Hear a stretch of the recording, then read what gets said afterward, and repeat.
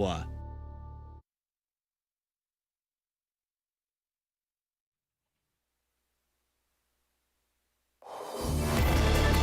one for local news, traffic, and weather for Ottawa and the Valley. This is City News 101.1 everywhere. It's Thursday, October 6th. Good morning. I'm Andrew Boyle. Right now in Ottawa, 10 degrees, 11 in Smiths Falls. Here's what's making news in Ottawa and the Valley. 3 people shot in Orleans. It happened just before 9 o'clock at 10th Line and Tompkins in a strip mall last night. With the details, here's City News reporter Chris Curries. 3 people were shot last night in the parking lot of a strip mall in Orleans. It happened at Tompkins and 10th Line just before 9 o'clock. 2 people have died. One person pronounced dead at the scene, while another succumbed to their injuries in hospital. A third man suffering minor injuries. Next of kin ID'd, and they have been ID'd, the victims have, as 28-year-old Chriselle Kanin Murphy Nimblett and 23-year-old Mohammed Omar Mohammed, both from Ottawa. The homicide unit is investigating. The scene is clear, but I've heard from nearby residents who say they're quite shocked because it is generally a peaceful and quiet neighborhood. Chris Curries, City News. City News time 9:01. We are now getting more information about the deadly mass shooting that happened in Thailand. Local police saying a mass shooting at a daycare center in northeastern Thailand killed dozens. The suspect is now dead. He's believed to be a former policeman who killed his wife and child before shooting himself. About 30 children were inside when the gunman entered the building. Inez de la Quatera, ABC News, at the Foreign Desk. And now your forecast. Here's meteorologist Jill Taylor. The clouds will take charge in most areas today. Just have a slight chance of a shower. Warm southwest wind, the high near 22 degrees, well above average. The average high is 15. 8 for the low, and that too above average. The average low is 5. Get into periods of light rain overnight. More rain tomorrow, but it will taper to showers. A brisk wind out of the west-northwest.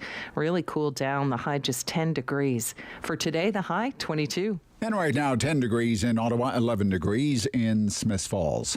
Municipal Election Day is October 24th, and so far, affordability and property taxes have been the focus of those running for mayor. We'll get another plan today. With the details, here is City News reporter Prushka Gobelkista. Now, both Mike Maguire and Bob Shirelli have said that if they were mayor, they would implement a tax freeze for the first year, but Shirelli's plan also focuses on freezing spending on some of the major road work in the city. Another candidate, A.D. Olamide, said that he would instead cap property taxes, user fees and operating costs at 1%, and that doesn't include transit. Now, for Mark Sutcliffe's plan, he is focusing on affordability and keeping taxes low, and he plans to increase property taxes between 2 and 2.5% for the next couple of years. As for Catherine McKenney's financial plans, they're focusing on a 3% approach for property taxes, but we're expected to hear more at 11 this morning, including how McKenney's platform will be funded.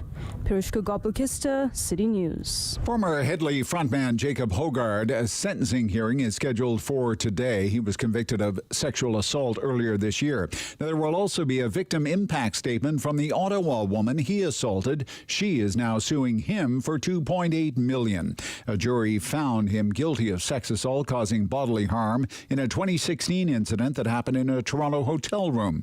But jurors found Hogard not guilty of the same offense against a teenage fan. Hogard had pleaded not guilty to 2 counts of sex assault causing bodily harm, 1 related to each complainant and 1 count of sexual interference. I'm Andrew Boyle for News Anytime. Follow up online at ottawa.citynews.ca.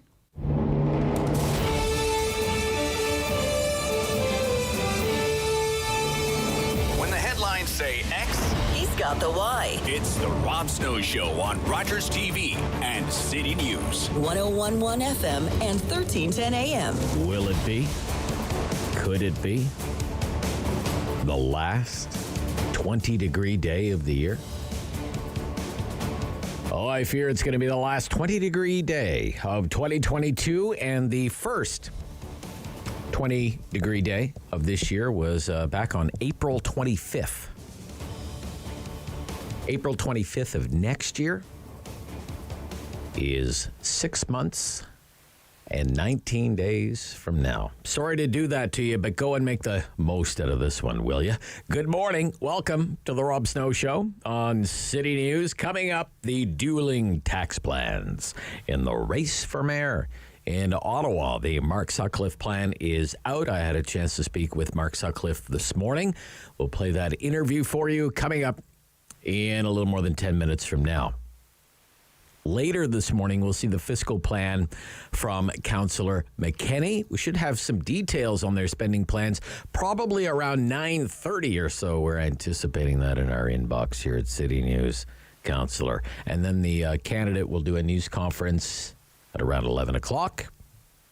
And if everything goes according to our grand plans here at City News, Councillor McKinney will be on Sam LaPrad's show this afternoon. Any confirmation on that? Yet you're still chasing that, right? Okay. Sometime between noon and 2, most likely, though, on the Sam LaPrad show. 18 days to go. I'm like a kid counting down till Christmas when it comes to the municipal election. Yeah, 18 days to go. That's it. That's all. In the municipal election campaign. I mean, with so much change in the air, tell me if I've missed one, because it's not just the leaves that are changing. There's going to be a new mayor.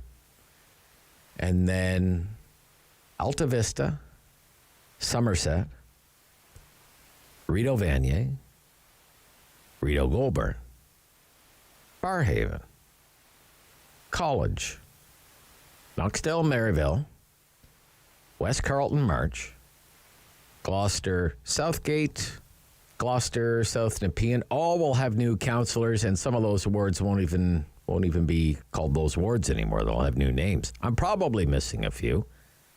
And I also think a few incumbents are in tough, very close races in some of the other wards.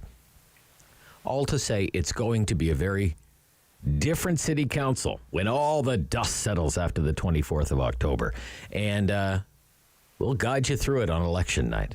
We're just putting the pieces together now for our special election night broadcast. I'll be here, and Sam will be here, and David will be here, Noah will be here, and the entire City News team will be fanned out across the city. We'll check in with our correspondents in the Valley and in Smiths Falls and in Brockville. We'll keep you up to date on some of the more interesting races in the GTHA, like Brampton and Hamilton and Vaughan. It's going to be a lot of fun election night. If you can't, catch the results on television, just make us your radio headquarters on election night if you're out and about, and we will keep you right up to date. On that front, we'll talk about some of those other municipal races outside of our city when we're joined by our Ontario political junkies, Lindsay Maskell, Andrew Brander. They'll join us after the 9:30 news. It's a slugfest in Brampton. It's down and dirty in Brampton. Patrick Brown's running for re-election there, and he's basically being accused of being corrupt. Accused of corruption by his opponent, Nikki Kaur, who has some serious heavy hitters on her side. Meantime, the former Ontario NDP leader, Andrea Horwath, is running for mayor in her hometown of Hamilton. Stephen Del Duca, the recently departed Ontario Liberal Party leader, he's still in the political game, running for mayor in Vaughan. So we'll talk about those races, and we'll get into a scoop that's in the Toronto Star this morning, and it's worth paying attention to because it goes right to the housing affordability crisis here in our city. Robert Benzie has a story in the Toronto Star this morning about development charges. Quote, Premier Doug Ford is poised to introduce further measures to expedite housing construction and boost density immediately after the October 24th municipal elections. Sources say Ford's progressive conservatives are gearing up for the next round of changes, building on these strong mayor powers for Toronto and Ottawa in order to achieve their target of 1.5 million homes in the next decade. 1.5 million new homes in the next decade. It goes on. To that end, the Tories are looking at eliminating development charges on inclusionary zoning projects, which the government hopes will encourage more affordable rental housing to be built, but axing the charges that are designed to fund civic infrastructure, such as roads, transit, shelters, and parks could adversely affect the municipal coffers. Quote, that's going to be a problem. Where are we going to find that money? Confided an official from the Greater Toronto Area municipality who is privy to the proposal, end quote. And you can bet officials at City Hall here in Ottawa, staff at City Hall in the planning department here in Ottawa, they're going to be asking the same kind of question. If developers are not paying development charges, where are we going to find the money for infrastructure? It's a big story. We'll talk about it after the 9:30 news. Also on the municipal beat, vote splitting in the race for mayor is the theme of Randall Denley's column in the Ottawa Citizen this week. Randall argues the way things are going, Mr. Chiarelli is going to spoil any hopes that Mark Sutcliffe's going to have a victory party on the night of October 24th. That if both Sutcliffe and Chiarelli are pitching themselves as the more fiscally prudent candidate than the spendthrift, Catherine McKenney, McKenney's going to win. Because Chiarelli is going to siphon off enough votes to deny Sutcliffe any path to victory. Now, I would only add to that, it's not just Chiarelli. There's Maguire, there's Noor Kadri, all portraying themselves as tight-fisted with the taxpayers' dollars. Randall Denley, author, post-media columnist, going to join me right after the 11 o'clock news. As well, Professor Elliot Tepper, because it's a complicated world out there. He's with the Norman Patterson School of International Affairs at Carleton University, where he is distinguished senior fellow. And we're all over the map today, but we're going to start right here in Canada, get the professor's take on what the Canadian government's response or lack of response to the weeks-long protests in Iran is all about. There was a memorial ceremony, I believe this was yesterday, for the victims of the Ukraine International Airlines flight that was downed outside of Tehran. Killed 176 people on board. The majority of passengers were on their way to Canada. Chrystia Freeland was at that ceremony. This is what it sounded like when she was speaking. We'll roll tape on that, please. Now, I know, and I'm hearing people today saying Canada has to do more. You are right. We do have to do more.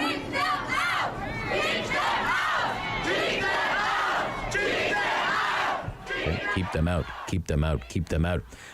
This past weekend, Richmond Hill, 50,000 people at a protest, solidarity protest with the people of Iran. A lot of Canadians are paying attention to this story. We will ask the professor about it right after the 11:30 news. And for the TalkBack hour, between 10 and 11 o'clock at 750-1310, we're going to do a rapid poll. A totally unscientific, old-fashioned, call-in, talk radio, rapid poll about the race for mayor in Ottawa. There are a little more than 2 weeks to go in the election campaign. It's going to be a new mayor. Who do you want it to be? That's today's question. Okay, out of all the candidates in the race for mayor, who should be the next mayor of Ottawa and why? And we'll keep score and see if there are any trends emerging by the end of the hour. TalkBack hour is every morning on the Rob Snow Show between 10 and 11 o'clock. Your chance to have your say on a big news story. And a new mayor, that's a big news story. So have your say on the Rob Snow Show on City News.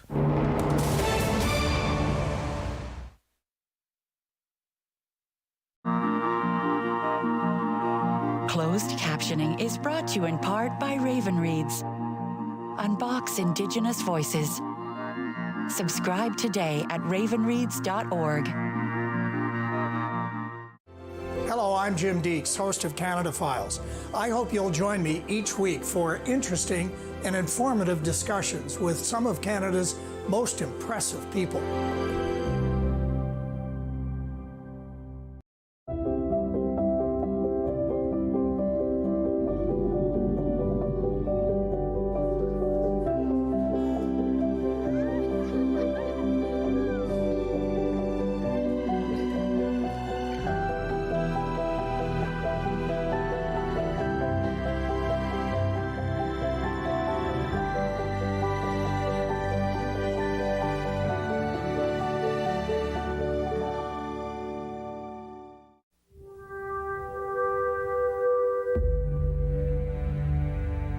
Behold Emily Carr, painter, about to encounter the force that will consume her life. How tightly they sealed their secrets from me, humble and pleading before the great trees, awaiting the invitation from the Spirit to come meet me halfway. Nothing is still now, everything is alive. At last, I knew I must see through the eye of the totem itself, the mythic eye of the forest.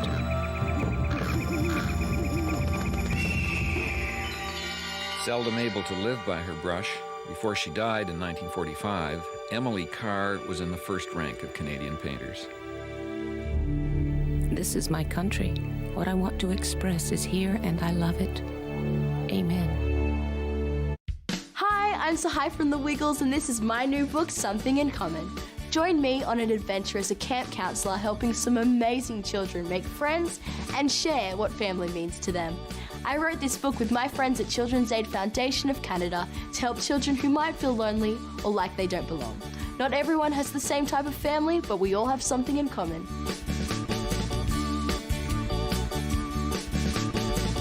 Download Something in Common for free. Every year, dozens of Canadians are killed or seriously injured because they take risks around railway tracks. Talk to your loved ones about rail safety. Visit stoptracktragedies.ca.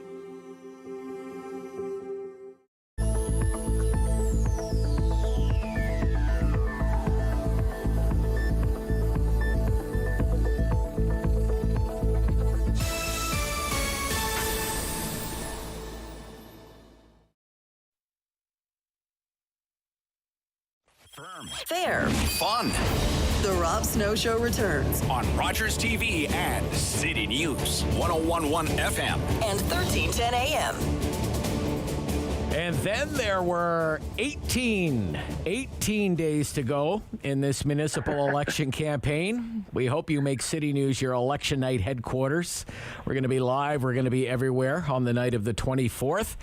And our next guest hopes we're at his victory party. Mark Sutcliffe is running for mayor, of course, and he has released his fiscal plan, how he would manage the taxpayers' money if he is blessed enough to be mayor of Ottawa. And Mark Sutcliffe joins me again this morning on the Rob Snow Show. Good morning. Good morning, Rob. Great to be with you. Yeah, it's great to be with you. So, the first question before we get into the nitty-gritty and the numbers and what you would do versus your opponents, the budget for the city of Ottawa, to run the city of Ottawa for a year is it's a $4 billion a year operation now. Why should a voter trust you to manage a budget of that size instead of one of the other candidates? I think that's the essential question of this election, actually, Rob. So I think it is, who do you trust to look after your money? And I'm not talking about fiscal responsibility now that I'm a mayoral candidate, now that I'm running for mayor. I've been practicing fiscal responsibility throughout my life as a small business owner, as an executive in other companies, and as the chair of the board of a number of organizations in the community, large and small, private sector and not-for-profit sector. I've been a leader who has brought fiscal oversight and fiscal management to every role that I have had. And I would ask the voters of Ottawa, look at this campaign, and who do you trust to keep your taxes low? Who do you trust to deliver on the fiscal promises that are being made? The candidate who, as mayor from 2003 to 2006, raised taxes every single year, then lost an election to a guy who was running on a zero means zero platform, and we all know how that worked out.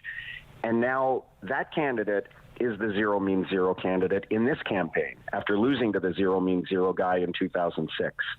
There's a candidate who's promising 3% tax increases each year, but voted against 3% tax increases every year during the last term of council. Catherine McKenney voted against the budget direction of 3% or less 4 times in a row during the last term of council, and now is trying to portray themselves as a fiscal conservative. Or me, I took the time to actually create a solid, credible plan for taxation and for the finances of the city before I released a commitment on taxes. I brought together experts who have intimate knowledge of the city budget, and we have a plan that will work and will deliver tax increases of 2 to 2.5% for the next 2 years, and that'll be the target for years 3 and 4. Okay, now let's get into some of the nitty-gritty. You are proposing to limit property tax increases to between 2 and 2.5% for at least 2 years. So that's well below the current rate of inflation, which, as you know, is 7%. We all know the cost pressures that families are facing right now because of the rising cost of living. But municipalities are not immune from that, Mark Sutcliffe. They're facing cost pressures too. There's collective bargaining agreements. There's rising costs for things like fuel for OC Transpo, among other things. So how can you achieve this pledge of keeping property tax increases to between 2 and 2.5%? So that's another reason why I think this is the only plan that voters should trust, because there are people, we need a different approach at Ottawa City Hall. So there has not been, as you know, Rob, there has not been an exhaustive, careful, line-by-line review of city spending for almost 20 years. So it's been the same approach for the last 20 years, where every year they start the budget process with the previous year's budget, and they talk about a 2 or 3% tax increase just by adding on other things. And I don't want to do it that way. And we've already started to do some work on identifying savings and efficiencies without cutting any services. There are lots of things that we can eliminate, like fees for consultants, like travel and conferences, the protocol budget, all kinds of things like that that will not affect in any way the services people receive from the city. But in 20 years, there has not been a line-by-line review of the city budget. So we have set a target of finding a modest amount of savings through efficiency, because we need a different approach at City Hall, not the same approach we've had for the last 20 years. So I'll find those efficiencies and save taxpayers money, and we'll reinvest some of that money in the services that they want and to address some of the challenges we're facing as a community. That's why this is an achievable plan, because it takes a different approach to budgeting than what has been done for the last 2 decades. The language in your release about the fiscal plan says that you're also promising there will be no new taxes introduced if you are mayor over the next 4 years. No new taxes. I'm just curious what kind of taxes you're thinking of. That must be I don't know, $9 an hour to park downtown, a municipal land transfer tax. Just what are you talking about there? No new taxes. Yeah. Why do you put that in there? So. Well, because there are people talking about new forms of revenue generation for the city of Ottawa, meaning taxes. And the land transfer tax is an example of that. There are other jurisdictions, and there are even people in Ottawa who have been proposing that Ottawa do this, where when you sell your house, you have to pay a tax that comes out of the sale price of your house to the city of Ottawa. And I don't think people need more taxes right now. So we will make this work with very small, well below the cost of living increases, the inflation rate, property tax increases, and we will make the math work. We will make the budget work. And I think this is very achievable, because there are people all over this city, Rob, as you know, who are dealing with the affordability crisis, who are trimming their household budgets.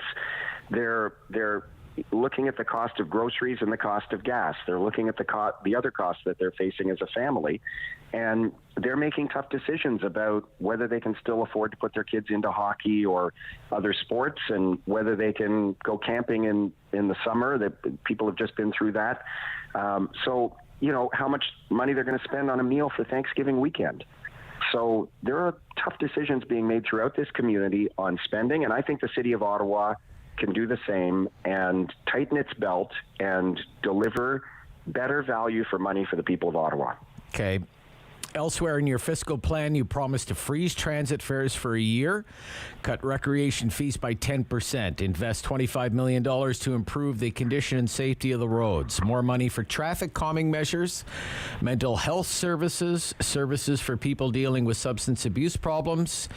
So your critics are going to say you're pitching a dream. Mark Sutcliffe, that the taxpayers of Ottawa can have their cake and eat it too. What would you say to them? All of this is very carefully laid out in the plan that we produced yesterday. I consulted with a range of experts who have intimate knowledge of how the city budget works.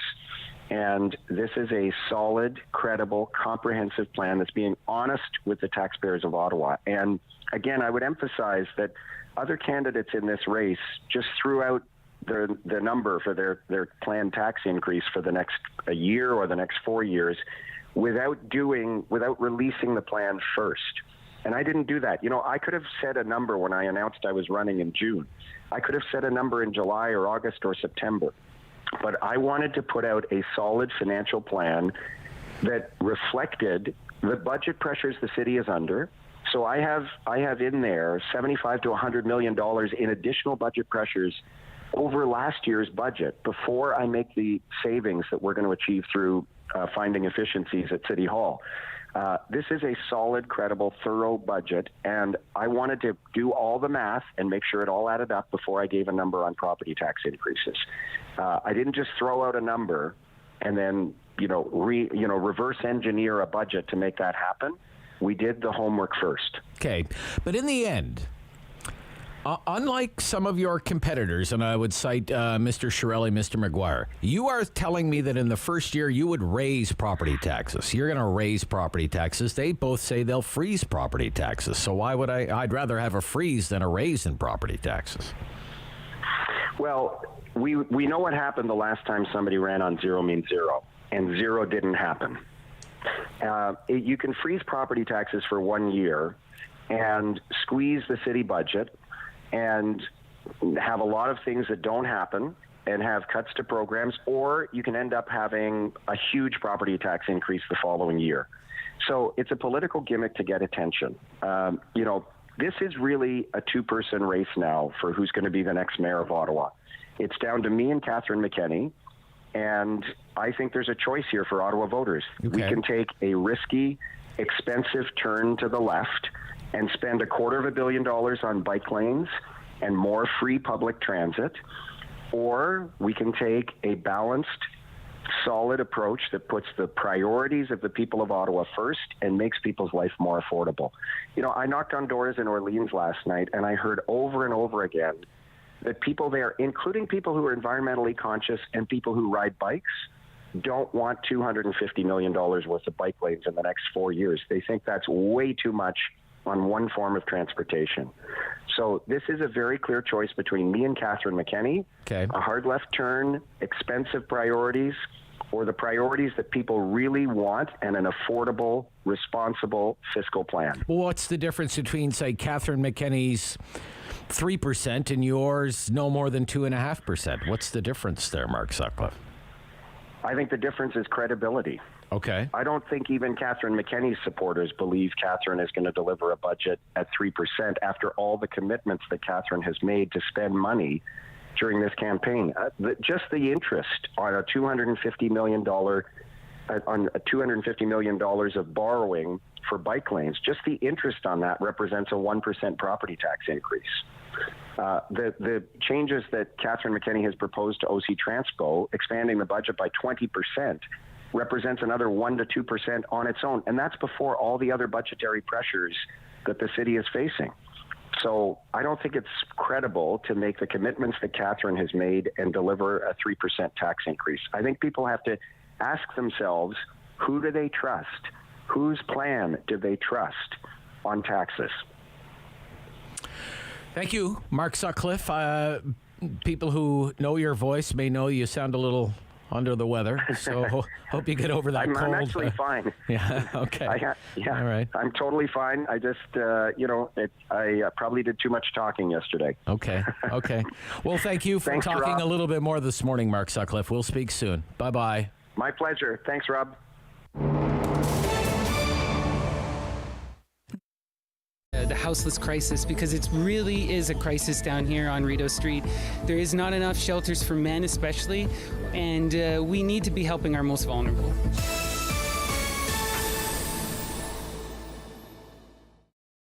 Join me for Season 3 of Paula Roy's Favorite Foods.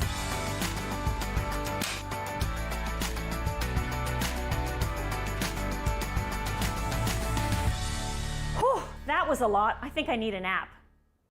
I mean, one of the major issues I think that, especially walking around in the market area, is housing.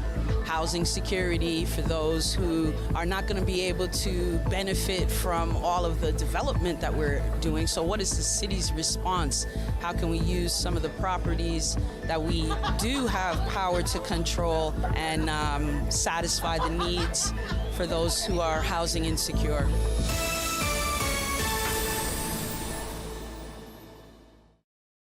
Wednesdays at 7:30 p.m., it's the RTV Quiz. Giovanni Petiti hosts a weekly trivia competition that lets you play from the comfort of your couch. Play along at home and challenge your friends. And don't forget to follow along on social media. Let us know who's top of trivia, and you can find yourself featured on a future episode. Are you kidding me, folks? The RTV Quiz, Wednesday nights at 7:30 p.m. on Rogers TV or at rogerstv.com/RTV Quiz. October 5th, 2014, my daughter was hit by a train. She was walking along the sides of the tracks, and it shattered her world.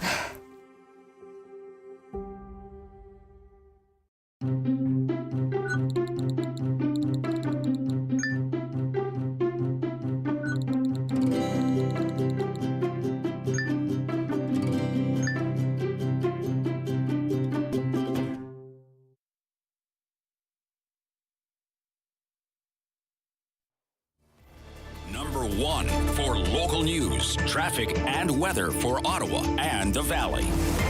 This is City News 101.1 everywhere. It's Thursday, October 6th. Good morning. I'm Andrew Boyle. Right now in Ottawa and in Smiths Falls, 13 degrees. Here's what's making news this hour. Homicide unit at Ottawa Police investigating a deadly shooting in Orleans. It was just before 9 o'clock last night. 3 people shot at a strip mall on 10th line at Tompkins. One person died at the scene, another in hospital. A third was treated and released for minor injuries. The 2 men who died have been identified by Ottawa Police as 28-year-old Chriselle Kanan Murphy Nimblet and 23-year-old Mohammed Omar Mohammed, both men from Ottawa. Anyone with any information about this shooting has to contact Ottawa Police. More information on the platform for Ottawa Mayor comes shortly, this time from candidate Catherine McKenney. They will be releasing a financial plan for the city. Most candidates for Ottawa Mayor have already said they would either freeze property taxes or increase somewhere between 2 and 3% in year 1. An Ottawa woman is suing former Headley frontman Jacob Hogard for $2.8 million. She is expected to deliver a victim impact statement at the sentencing hearing for him today in Toronto court. He was found guilty earlier this year on 1 count of sexual assault causing bodily harm. City News Time, 9:33. I'm Andrew Boyle. For news anytime, follow up online at ottawa.citynews.ca. He's a pillar of community opinion. The Rob Snow Show returns on Rogers TV and City News 101.1 FM and 1310 AM. Time for Ontario politics this week with Lindsay Maskell, Liberal strategist, former advisor to Premier McGuinty. Lindsay Maskell, welcome back, Lindsay Maskell. Good morning, Rob. Andrew Brander is with us as well, Vice President, Crestview, former advisor to the Ford government. Morning, Andrew. Hey there. Just came across this on Twitter. You'll both be interested in this. The Belarusian president, Alexander Lukashenko, says he's banning inflation. He's going to ban it, okay? From October 6th, all price increases are forbidden, he says. Forbidden. So there you go. That's how easy it is. So over to you, Trudeau. Okay, we're just going to ban inflation. I love that.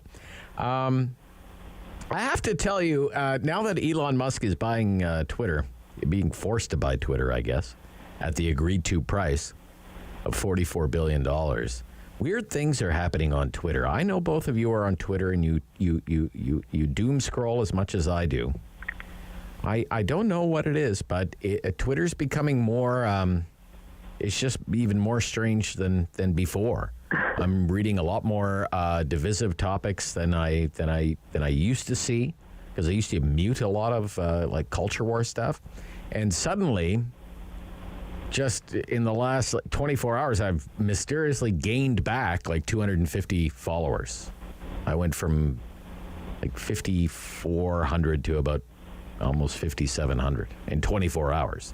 And I've tweeted, the last thing I tweeted was the very controversial announcement that Cam Talbot is going to miss 5 to 7 weeks with an upper body injury for the Ottawa Senators. Yeah. Elon Musk buying Twitter. We'll see what that means and what that looks like. It's starting to already look like something. I'm just not sure what it is. How is everybody? Good. I'm hoping that doesn't affect my algorithm of seeing interesting politics and BTS content. Yeah.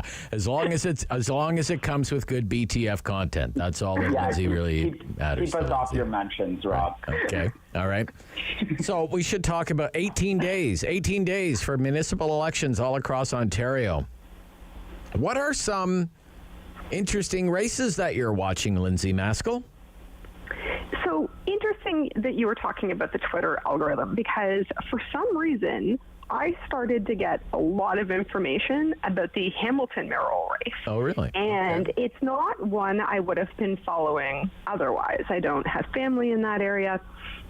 And I didn't particularly engage with any of Andrea Horvath's content. And something that really jumped out at me was sort of the strength of her challengers campaign and how much people were going to be seeing from a gentleman named Keenan Loomis. So I have been kind of watching this closely, because you have a former NDP leader in Andrea Horvath. You have the former MP in Bob Bertina, and former mayor, I believe, as well. And a young, attractive business guy, former head of the Chamber of Commerce, and sort of, tech sector stuff. And he has just seemed to be really picking up steam, which would look like different than most of the races we're seeing, particularly in our hometown here in Toronto, where there is no mayoral race. So that's one that I've gained interest in the last 7 days, for sure. Hamilton. All right. Mm-hmm. All right. So it's not going to be any kind of cakewalk for Andrea there. No, then. and unless people are just voting in, they're used to voting for her. Right. But it's interesting that when a campaign has momentum, that's hard to stop. I realize 18 days may be not enough runway room, but it's interesting to see the difference in what happens when a campaign has real momentum going for them. Okay. Andrew? Me a race you're watching. Municipal race. Richmond Hill. Richmond Hill. Okay. What's going on there? Closely. Not only because I grew up there, so I do have a bit of a family connection. All right. But it's a wild card, if you will, in the week. The current mayor, David West, is running again, but he was just elected mayor in January of this year. After a very low interest by-election caused by Mayor Barrow taking a step back due to health issues. Barrow actually passed away just a couple weeks ago. So this election has been very much about his legacy. He was very popular, could have been mayor for as long as he wanted to be. Wow. Interestingly, though, David West, the incumbent mayor, was actually appointed to council before that to fill a vacancy. So he hasn't really had a real test of the electorate in Richmond Hill. Running against him, longtime popular councillor Carmine Pirelli, probably his biggest well-known challenger. But another interesting candidate there, not unlike in Toronto, is a city civil servant, Dominic Brodari, who is well connected to the Iranian community. And for those who have been watching the protests. Oh, yeah, huge protests there, 50,000 people, yeah. 50,000 people in downtown Richmond Hill, which I have never seen in my life, all growing up there, to show their support for Mahsa Amini. and against the regime there. So lots of various dynamics and factors going into the race there will be interesting to see how that one plays out. All right. What do you think is going to happen in Brampton? I actually interviewed, it was on Monday, Nikki Kaur was on Rob Snow Show. Very interesting. Like guns a-blazing. My gosh. Just one after another. Haymaker after haymaker about Patrick Brown and scandal and corruption and all of this stuff. And just, I guess, crime, stolen cars, crazy, out of control in Brampton. But, and we've talked in weeks past about some of the people that are helping her. Do you give her any shock, though? Andrew, you were just campaigning down there during the provincial election, so give us I was. And I find it interesting that Nikki's, I love doing your show, Rob, as well, but I'm not sure how many people from Brampton are listening all that intently to your program. No. I do think there's, to that point, though, there's, a lot going on in media and Twitter. But that's the point, which is I'm not sure how much of that is getting through to the people of Brampton. This race has really become what I like to refer to as the political Cold War of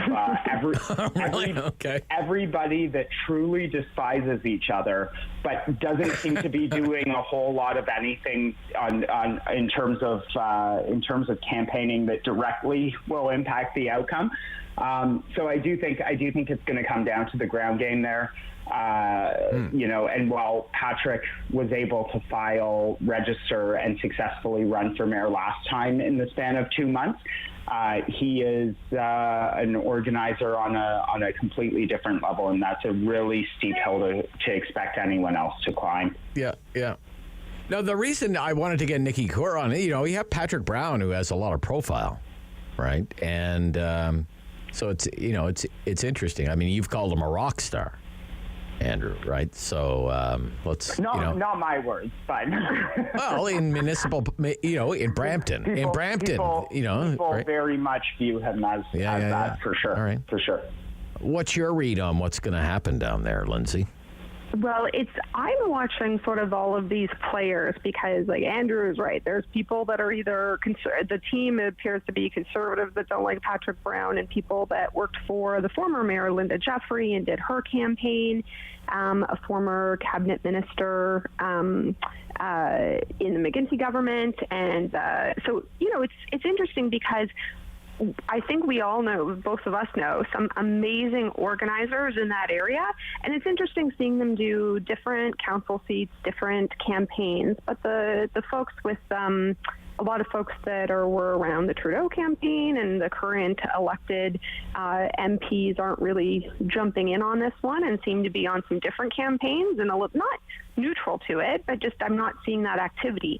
And it's pretty clear to me because of, back to the original Twitter algorithm, there's a whole bunch of people that I've engaged with online who live in Brampton, Mississauga, Peel region that are active in campaigns, and I'm just not seeing the content. I'm just, and continue to hear about the people that support and to support Patrick Brown and who still think that he did a fantastic job as the mayor through the pandemic. So, and feeling like that he should get another chance. There's lots of gossip, but as Andrew's correct, I don't know how much of it's breaking through and how much of it is of public interest. Okay. All right.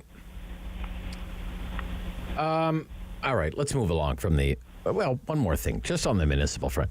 John Tory, is he behaving in Europe? Is he being like anti-democratic? Is he attending any debates or anything like that? No.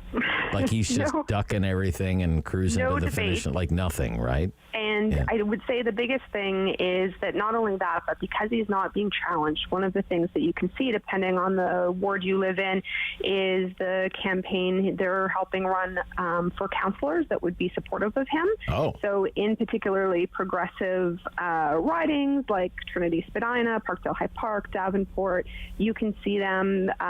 They did this in the Beaches last time. pick up a couple of seats of trying to get rid of some of what's considered the progressive like build outsiders. a Tory club kind of Yes. thing. All right, like we had a Watson he's not club. getting Sure. more mayor's powers. He needs to pick off a couple of councillors that have been restored at his side. Yeah. Is that your read of it too, there, Andrew? Yeah. Yeah. I Okay. think so. All right. It's coalition building. Coalition building. All right.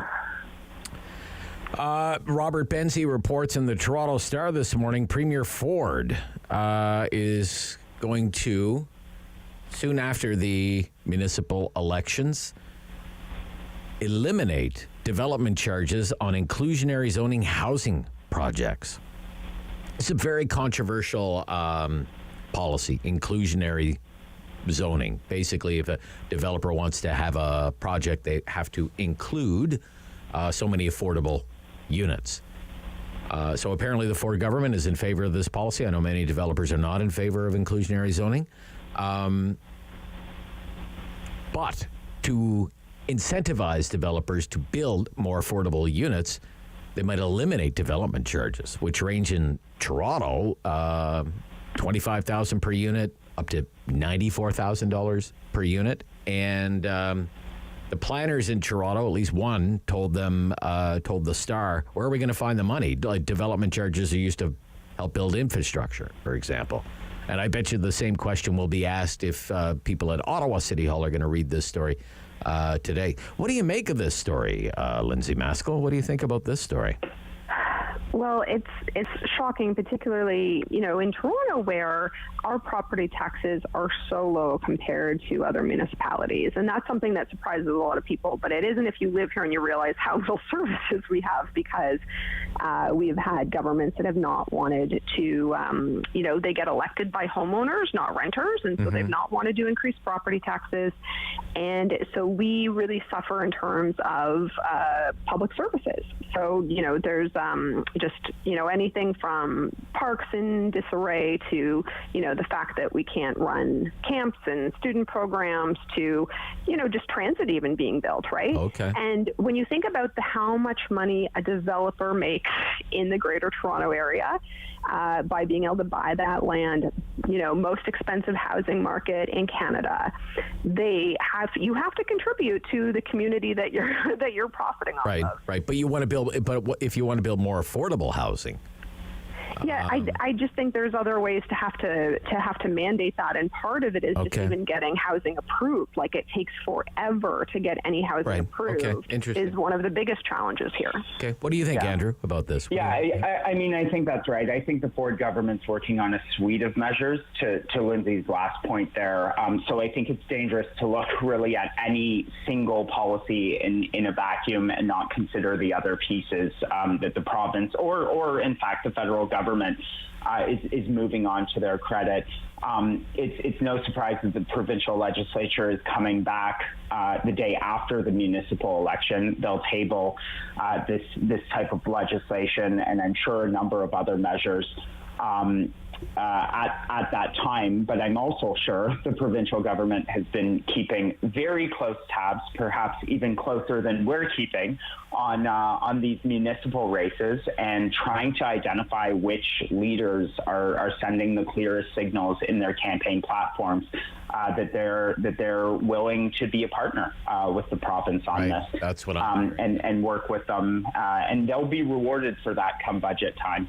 Okay, we'll be right back. Talk a little bit about education labor woes, $2 billion surplus while healthcare is a mess, and Blue Jays tomorrow. This is the Rob Snow Show, City News.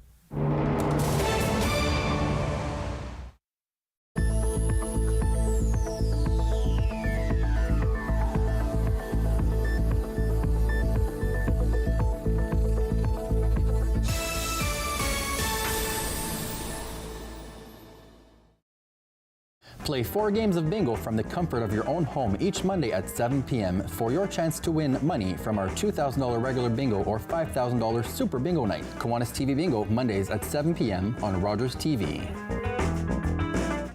Did you have fun?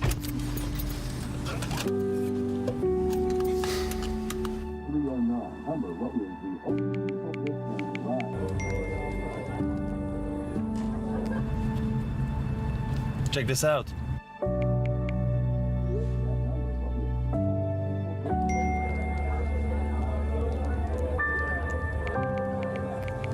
It's nice, right? Just more of a push for Indigenous languages being heard, seen, whether it's in the media or just on signs on the road. Culture and language is such an important piece to reconciliation, and I feel like that's the goal that I want to see. So just more Indigenous languages being lifted and promoted and encouraged and spoken and just heard.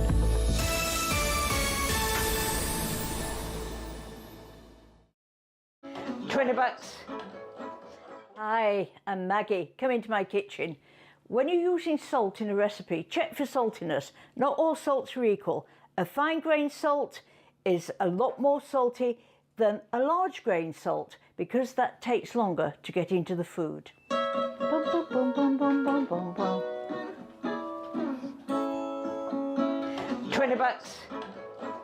$20. Down the Enjoy the fresh outdoors. Play an important role in the lives of school-age children. Get paid to make a difference in your community. Become a crossing guard. We are currently recruiting crossing guards for the school year. We offer a competitive wage with various perks and opportunities for bonuses. Join the Ottawa Safety Council in keeping kids safe in the nation's capital. Find out more at crossing-guard.ca. What are we doing about COVID? Seems like the communications have been all about how everything's opening up, and yet here in Ottawa we're experiencing our 7th wave, so a bit of a contradiction there.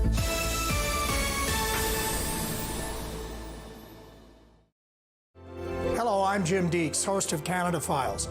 I hope you'll join me each week for interesting and informative discussions with some of Canada's most impressive people.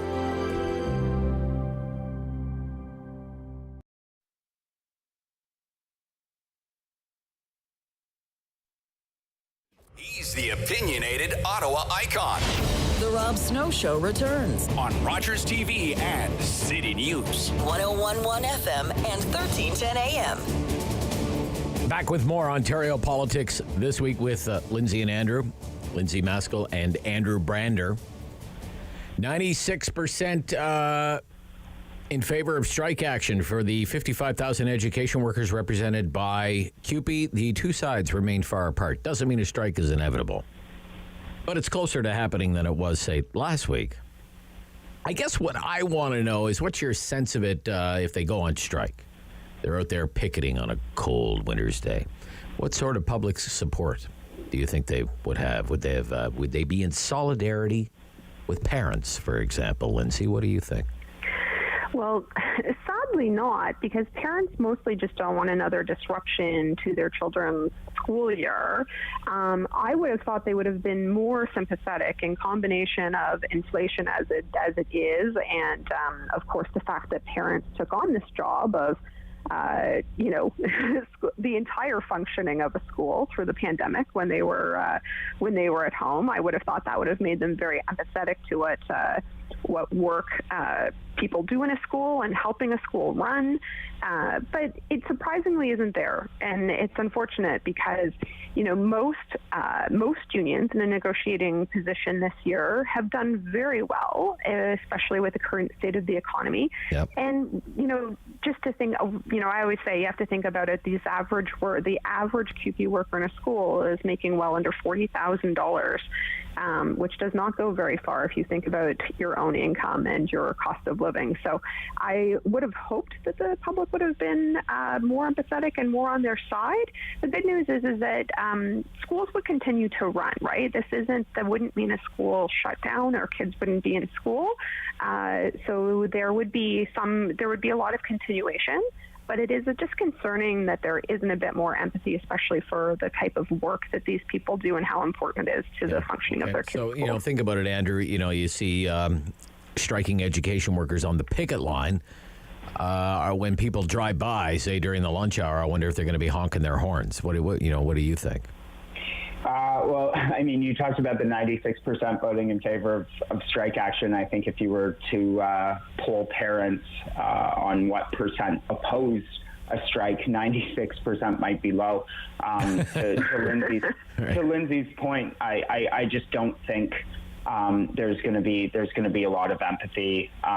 It's so tone deaf. The fact that this vote as well came before the government's first proposal probably doesn't position them as best as they could to be partners in looking for solutions together. And as Lindsay said, parents have just gone through these types of threats before. The difference this time, obviously, is the 2 years that preceded that have been very difficult for everyone. So parents just want to see the kids back in school.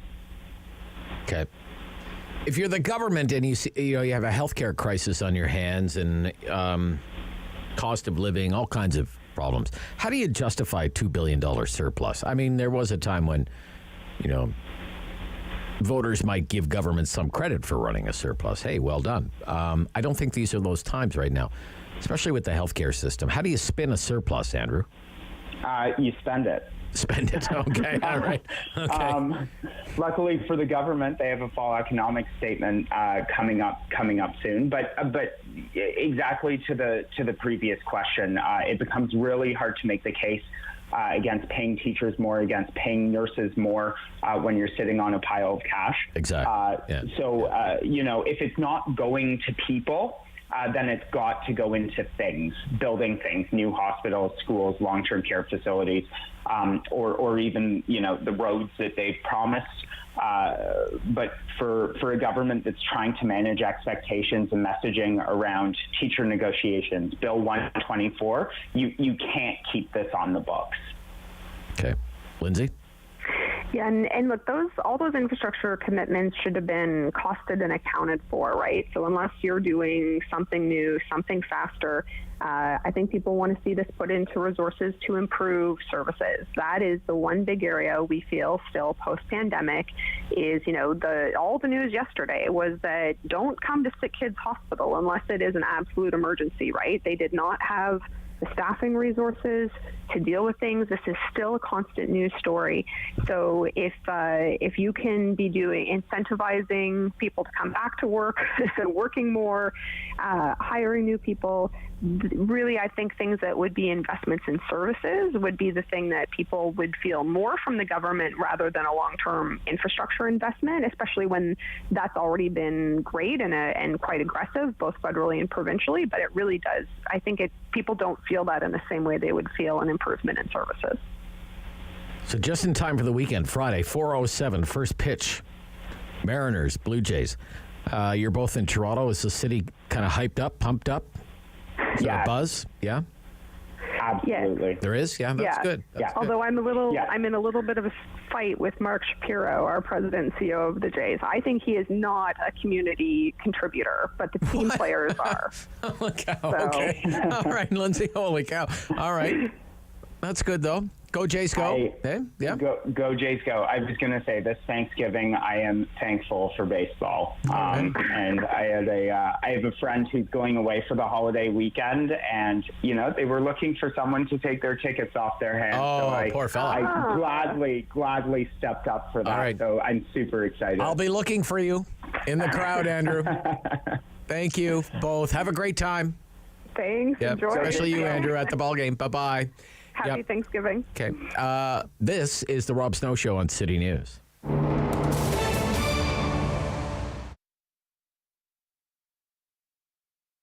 Every year, dozens of Canadians are killed or seriously injured because they take risks around railway tracks.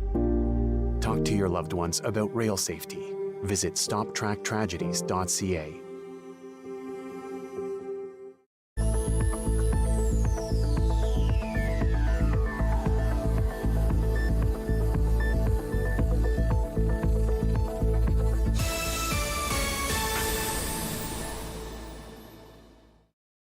I'm Mallory, and I was walking home one night when an impaired driver hit me. He had been overserved in 2 bars before getting behind the wheel.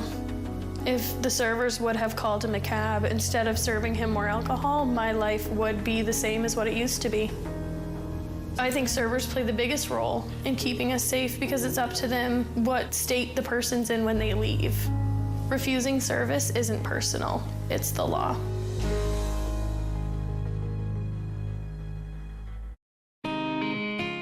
Hi, I'm Meg from AIM Fitness, and I'm here with my buddy Fit Finley. Join us every week for Fit Over 50. We'll take you through some low-impact and high-intensity workouts designed to improve your strength and your balance. All you'll need is a resistance band, some light hand weights, and also your water bottle and a sturdy chair.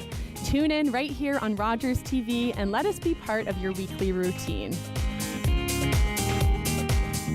The houseless crisis, because it really is a crisis down here on Rideau Street. There is not enough shelters for men especially, and we need to be helping our most vulnerable.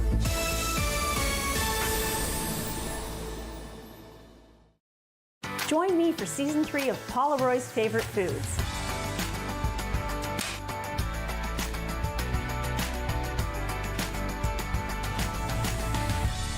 Whew, that was a lot. I think I need a nap. CIWW 1310 AM in Ottawa. And CJET 1011 FM in Smiths Falls and the Valley. Number 1 for local news, traffic, and weather for Ottawa and the Valley. This is City News 1011 everywhere. It's Thursday, October 6th. Good morning. I'm Andrew Boyle. Right now in Ottawa and in Smiths Falls, 13 degrees. Here's what's making news in Ottawa and the Valley. 2 people died after a shooting last night in Orleans. Another was injured, but treated and released from hospital. With what we know so far, here's City News reporter Chris Curries. Shots were fired last night in Orleans that struck 3 people. One man was pronounced dead at the scene. Another man succumbed to his injuries after being taken to hospital in critical condition, while a third suffered minor injuries. Now, next of kin have been notified, and the 2 victims are ID'd as 28-year-old Chriselle Kanin Murphy Nimblett and 23-year-old Mohammed Omar Mohammed, both from Ottawa. This happened in the parking lot of a strip mall at 10th Line and Tompkins Avenue just before 9 o'clock last night. And yet one neighbor right behind the mall said he went to bed early and didn't hear anything, and noted that it is usually quite a quiet and peaceful neighborhood. Chris Curries, City News. City News time, 10:02. Now your forecast. Here's meteorologist Jill Taylor. The clouds will take charge in most areas today. Just have a slight chance of a shower. Warm southwest wind, the high near 22 degrees, well above average. The average high is 15. 8 for the low, and that too above average. The average low is 5. Get into periods of light rain overnight. More rain tomorrow, but it will taper to showers. A brisk wind out of the west-northwest. Really cool down. The high just 10 degrees. For today, the high 22. And right now in Ottawa and in Smiths Falls, it's 13 degrees. A former police officer in Thailand killed dozens with a gun and a knife attack that began in a child care center.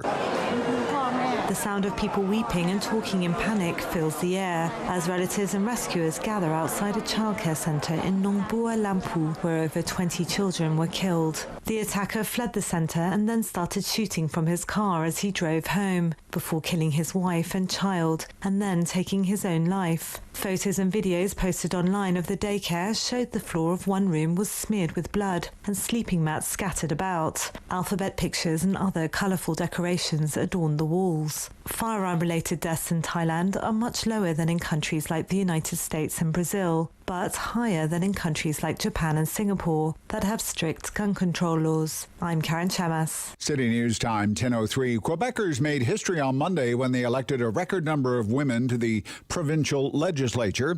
Political observers say more work needs to be done to ensure equality, though. Of the legislature's 125 seats, 58 won by women. Now, that includes almost half the CAQ, the ruling party's members. 90 elected, 41 of them women. women. The executive director of the Quebec organization that advocates for more women in politics says that real equality, for that to be achieved, women need to be represented in the Premier's cabinet, which still has not been announced. A new housing affordability report suggests a market correction is coming very soon. This report from Desjardins says affordability is set to improve next year, though to varying degrees. It just depends where you are in the country. It says provinces that saw the largest gain in housing prices during the pandemic will also see the sharpest correction post-pandemic. Cities like Edmonton and Calgary, for example, expected to return to pre-pandemic affordability levels by late 2024. Ontario won't even come close. Chio Dream of a Lifetime Lottery has its first winner this year for those who bought their tickets early enough to be entered for the choice of prizes, car, camping, or cash. Ron Abson's ticket number was drawn. His choice, either a camper, a new Lincoln Aviator, or $110,000 in cash. Now, still tickets available for the main draw as well as the next bonus. That's the Hooray 5K. 5 winners of $50,000 will be chosen from tickets that were bought before midnight. That's coming up Friday, October 28th. I'm Andrew Boyle for News Anytime. Follow up online at ottawa.citynews.ca.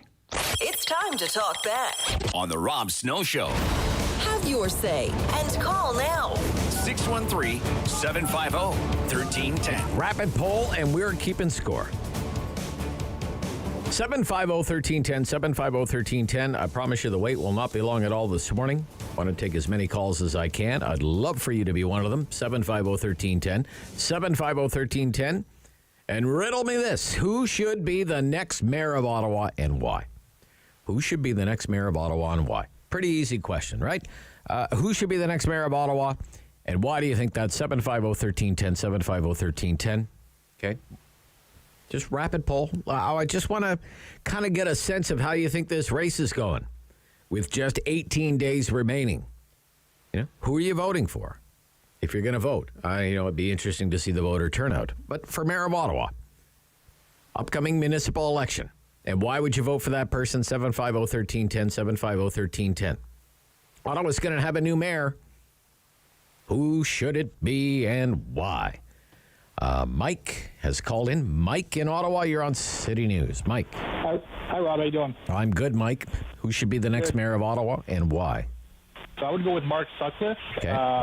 Just look at the example last night with the double murder in Orleans. We need more police, period. More police, The city, the crime rate is it seems like it's going up by the month, to be honest with you. And I think Catherine McKenney is way far left, out to lunch. I don't think she's realistic at all with some of her positions. Okay. And I think we need a reality check. We need more police. We need lower cost of living needs to be lower as well. So I know it's nice to have this woke unicorns and rainbows, but we need to get back to reality. We need to increase our police, and we need to lower crime, violent crime. Okay. Thank you, Mike. Thank you. Thank you. All right. Take care. Mike says Sutcliffe. Mike's Sutcliffe on the tough on crime stuff. Denny or Dennis, Ottawa South. Hi there. Hi. Is it Dennis or Denny? It's Denny. Denny. Who should be the next mayor of Ottawa and why? I would say Mark Sutcliffe because we need a new approach. Okay. And everyone else is just toting history, and he's come out with a educated, firm approach, and I really enjoyed his interview this morning. It was like bang on what I was thinking. Oh, yeah? What'd you like about it? That he's looking to reevaluate everything from scratch. Like, if something's broken, you don't just keep building on top of what's broken. You need a firm foundation. So going back and reviewing everything, to me, is the best approach. Okay. Why Mark and not some of the other candidates? Like, for example, if you like Mark Sutcliffe's plan to kind of rebuild, what is it that you don't like about, say, Councillor McKenney or former Mayor Shirelli? What's the problem? McKenney tends to localize all her plans downtown. She's talking about putting all money in one form of transportation, which I live not far from a new LRT station, but my work mandates that I have to have a vehicle because I support all the hospitals in the Ottawa area. I see. So I can't take the bus. Right. So the fact that she's focusing so much on one mode of transportation isn't realistic. Okay. And as far as Mr. Shirelli, yeah, I didn't really enjoy him the last time he was mayor. So I wouldn't vote for him again. Okay. All right. Fair enough, Denny. Okay. Thank you. All right. Thanks. Yeah, bye. 750-1310, 750-1310. We're doing a rapid poll on the race for mayor. Keeping score, 2-0, Sutcliffe, early in the first. Who should be the next mayor of Ottawa and why? Roy in Stittsville. Roy. Yeah, I'd like to see Mark do it. Okay. Why? He's informed, he's educated, and he's just like you in a way. Oh, really? Okay. Well, he's been around Ottawa and he's seen it on your side. You know what I mean? Well, he's seen it on this side. Yeah, sure. And he's always asked those tough questions, so I think he can answer them now. Okay. Why Mark Sutcliffe and not somebody else? Well, sorry about the other two candidates, but right. Old and the other stuff and just spending a lot of money for what? Okay. Spending too much money. We don't need more bikes. Well, we need to clean up the OC Transpo and not give it away for free. Free transit, too much money for bike lanes. You got her. Got it. But Mark's the man. Mark's the man. All right. Thank you. Okay. 750-1310, 750-1310. Again, we had Mark Sutcliffe on with us this morning. And this afternoon on the Sam LaPrade show, it will be Councillor McKenney. Councillor McKenney is just releasing their fiscal plan right now. We'll have more details at 11 o'clock.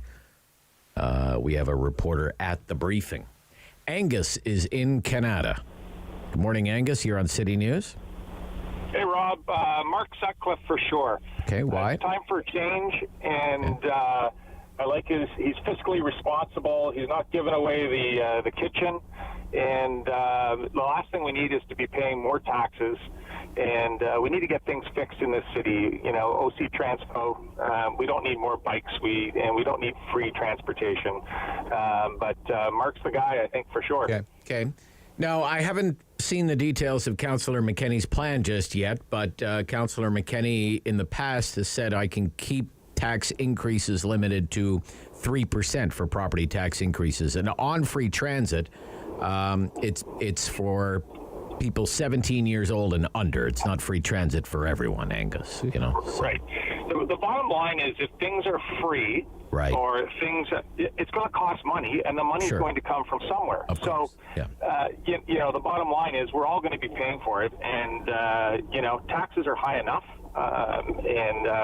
you know, we do have good services in the city, but we don't need to be paying more and for those sorts of things that really aren't essential. Okay. Gotcha, Angus. Thank you. All right. See how easy it is. Heather is in Barhaven. Heather, you're on City News. Heather. Oh, hi. Hi, yes, Heather. I am, and I am voting for Mike Maguire. Mike Maguire. All right. Absolutely. Okay. And Mike Maguire, Yep. if a vote for Mike Maguire is working on public transit, safer streets, and an inexpensive housing option. And just yesterday, October 5th, which is today. Today's the 6th. On Wednesday, yes. Yeah. Mike actually put out a press release explaining that on page 9 of the budget, they have approximately $900 million in surplus, $945 million in surplus. And if you factor in a 7% inflation, the 2023 surplus should roughly be about $500 million. And based on those financial realities that are written in the actual budget on page 13, he's going to propose no tax increase for the first year. Right. And the new council will go through these surpluses line by line to do a full, complete review of the city program expenditures. Now, in saying this, he also has he also has an amazing thought on housing for having, what do you call it there, small houses, like mini houses? Yeah, mini homes. Yeah. Mini homes. Yeah. And he's actually gone and spoken to the folks that build these mini homes, and he learned all about it, and so he has a vision for that as well. Tiny homes. It's not a solution for everybody, but it's a solution. What for if they some. build? What if they slapped them up in your neighborhood in Barhaven? Would you be okay with that? You living next to? I don't. Problems with that? Listen, have you been to Barhaven? Well, We've got so many homes. From what I understand, it beats sleeping on the street, but what are really needed are services so that people don't end up on the streets to begin with, right, Heather? Yes. Does he have a plan to deal with that? He does. A Safe Streets plan, actually. Safe Streets, okay. He does have a plan. If you go to his website, MikeForOttawa.ca, all of his platforms are there. And he is the only true conservative on the roster. All right. Absolutely. Okay. All right, Heather. Thank you. No, thank you, Rob. I appreciate the time. Yeah, you're welcome. Yep. Okay, every single line available. We're doing a rapid poll on this race for mayor. Who should be the next mayor of Ottawa? Why do you think that? Give me a call. Wait won't be too long at all. Let's see which way this ends up at the end of the hour. Totally unscientific, old-fashioned call-in radio poll. Rob Snow Show, 750-1310. This is City News. October 5th, 2014, my daughter was hit by a train. She was walking along the sides of the tracks, and it shattered her world.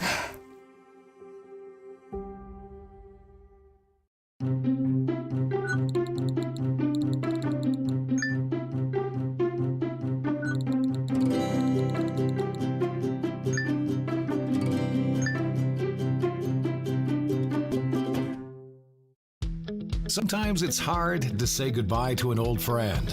But when you're saying farewell to your vehicle, Kidney Car makes it fast and easy. Just call or visit our website. We'll take any vehicle in any condition and give you a tax receipt for a minimum of $300. No headaches and no towing charges. It's the one-stop solution for getting rid of your unwanted vehicle in just a few short minutes. When your vehicles reach the end of the road, call us toll-free or visit kidneycar.ca. I'm sure right now a lot of you feel like you aren't able to be who you truly are. What's most important, more important than everybody else knowing who you are, is that you know who you are. As a young person, time moves slower for you. And just know that things will get better. It Gets Better Canada is a registered Canadian charity with a focus on uplifting our queer youth through the power of digital storytelling. As a Two-Spirit person, I use they, them pronouns, but that's not the case for every Two-Spirit person. There are so many voices out there that we didn't have 10 years ago, 20 years ago. No matter what your mind tells you, you really are perfect the way you are, so stop beating yourself up so much. I'm gonna be a boy in a dress, because why not? Your identity is explosive. We all have our unique journeys, but one thing that connects us all is the desire to be happy, the desire to celebrate being our authentic selves.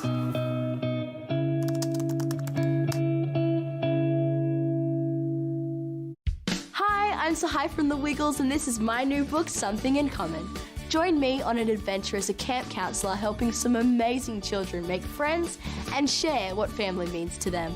I wrote this book with my friends at Children's Aid Foundation of Canada to help children who might feel lonely or like they don't belong. Not everyone has the same type of family, but we all have something in common.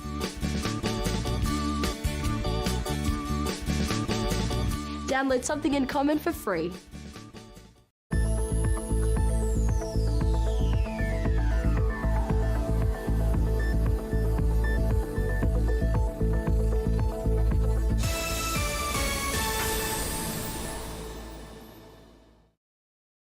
Play 4 games of bingo from the comfort of your own home each Monday at 7 p.m. for your chance to win money from our $2,000 regular bingo or $5,000 super bingo night. Kiwanis TV Bingo, Mondays at 7 p.m. on Rogers TV.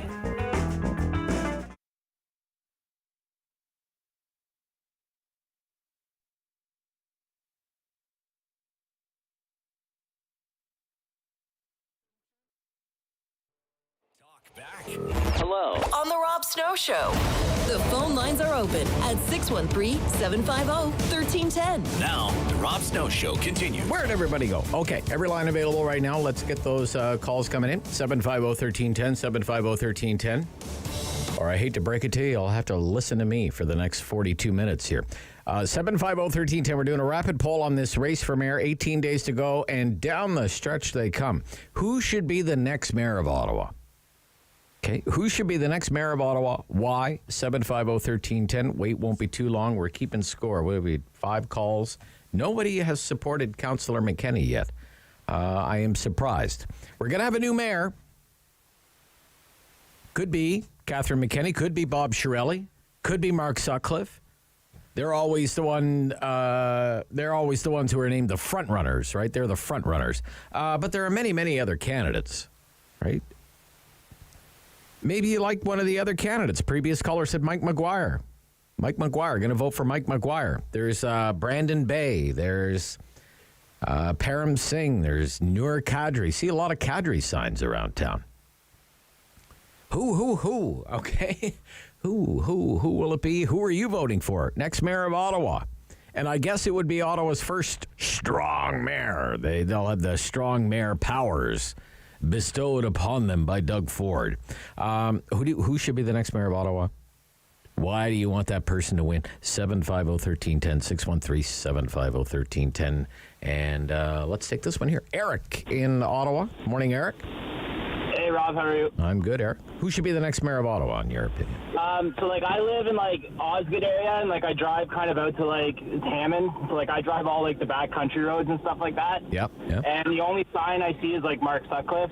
Right. And I think that, kind of, for, people who live in all the rural areas, that kind of tells you everything you need to know, because, nobody else even takes the time to put, a sign out in those areas. I see. Okay. You feel neglected, ignored, I guess. Yeah, anybody who lives in rural Ottawa certainly doesn't care about bike lanes and OC Transpo and all that kind of stuff, right? We need.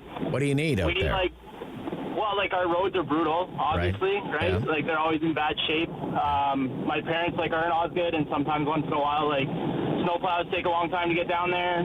It's not terrible, but it's just you'll have it even garbage sometimes takes a while. It's just we pay similar property taxes as anybody else, right. And you just definitely don't get the same kind of services. Yeah. Well, and then when you see mayoral candidates not even bringing signs out to that area, they clearly just don't. You're kind of right?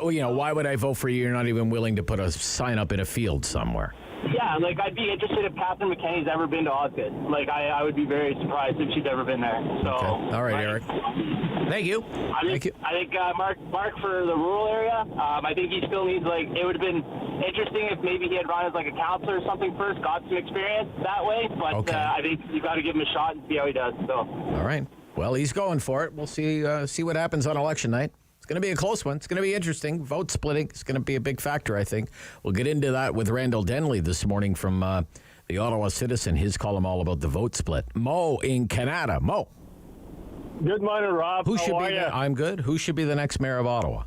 I will vote for if Dave Smith and Noah will be running. Dave Smith and Noah. Okay, kind of like mayor and deputy mayor.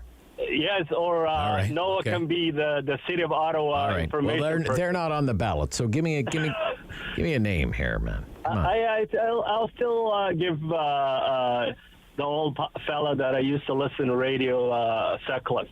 Sutcliffe, okay. Yeah, I used to listen to him, and I think. But being on the radio is one thing. Running a city is another thing, right? So. But what it is he's not actually running the city. There's still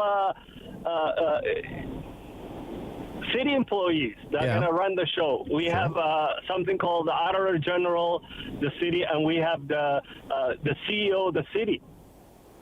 So I think there's other people that run the show behind him, but he will have a finger on all the choices. I live in Canada, and I will vote for. I will never vote for whoever else running against him. Really? Okay. All right. Yeah. All right. Sutcliffe it is. Okay. Thank you, Mo. Thank you. Okay. You too. Yep. I mean, if it's just, well, he was on the radio. I mean, you don't want me running the city. Believe me, that's like the last thing you'd want, me running the city. Oh, look at all the cuts on this page. Grant in Canada. Grant. Good morning, sir. Hi, Grant. Who should be the next mayor of Ottawa? Sutcliffe. Sutcliffe. Why do you say that, sir? I think we need somebody who hasn't been on the council for the last 20 years. And I like his approach. I've read his platform. I've read all their platforms. Okay. And I think we do need a more business-sensitive approach. I like his approach to OC Transpo, which just seems to need a heck of a lot of work. I live in Canada also, from the previous caller. And I think that he seems to recognize in his platform and what he says that our transit needs have to be rethought. That we can say what we want about whether OC Transpo has done a good job or a bad job until now. Yeah. But the fact remains is there are one heck of a lot fewer people who need to get from where I live, for example, to downtown Ottawa every morning and back every night than were there when they made their plans. And I don't see McKinney, for example, recognizing that to the extent that I think it needs to be. And for me, McKinney is just far too left wing. I'm to the right of center, certainly. Yeah. And there's only, everybody talks about we're going to plant trees and we're going to open libraries and we're going to open beaches and we're going to open all of this. Yeah. But that's my money, your money, and my money that has to pay for that. Yeah. And what I don't hear from Councilor McKinney is where's all the money coming from? She wants to pile on more debt. She wants these green bonds, which sound great, when you say the phrase green bond. I mean, it sounds like a nice thing until you realize that, this is debt. I mean, at some point, the people who buy those green bonds are going to want to cash them in. Yeah. Okay. And that's what you do with a bond, right? Sure. Yeah. Doesn't matter what color it is. It's just a bond. Got it. All right, great. Okay, thank you. All right. Yeah.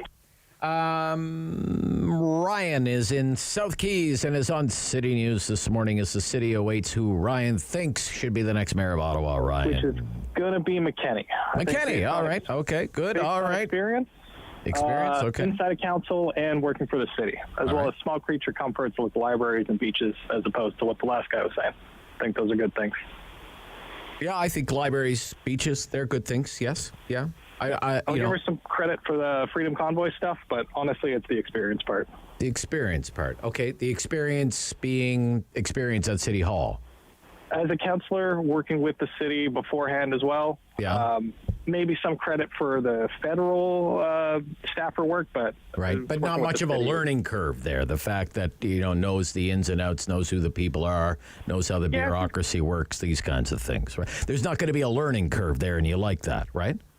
And has a few allies too. Like she's got probably a third of council that, if incumbents get reelected, are going to be on her side already. It only means another couple more. Well, if you have strong mayor powers, you'd only need nine more councillors, I guess, something like that, right? Yeah, let's hope Sutcliffe or McKinney both don't use those, but we'll leave that for another discussion. All right. Thank you, Ryan. Thank you. Yeah, okay. So it was Sutcliffe by a touchdown, now down to 2 field goals. Let's keep...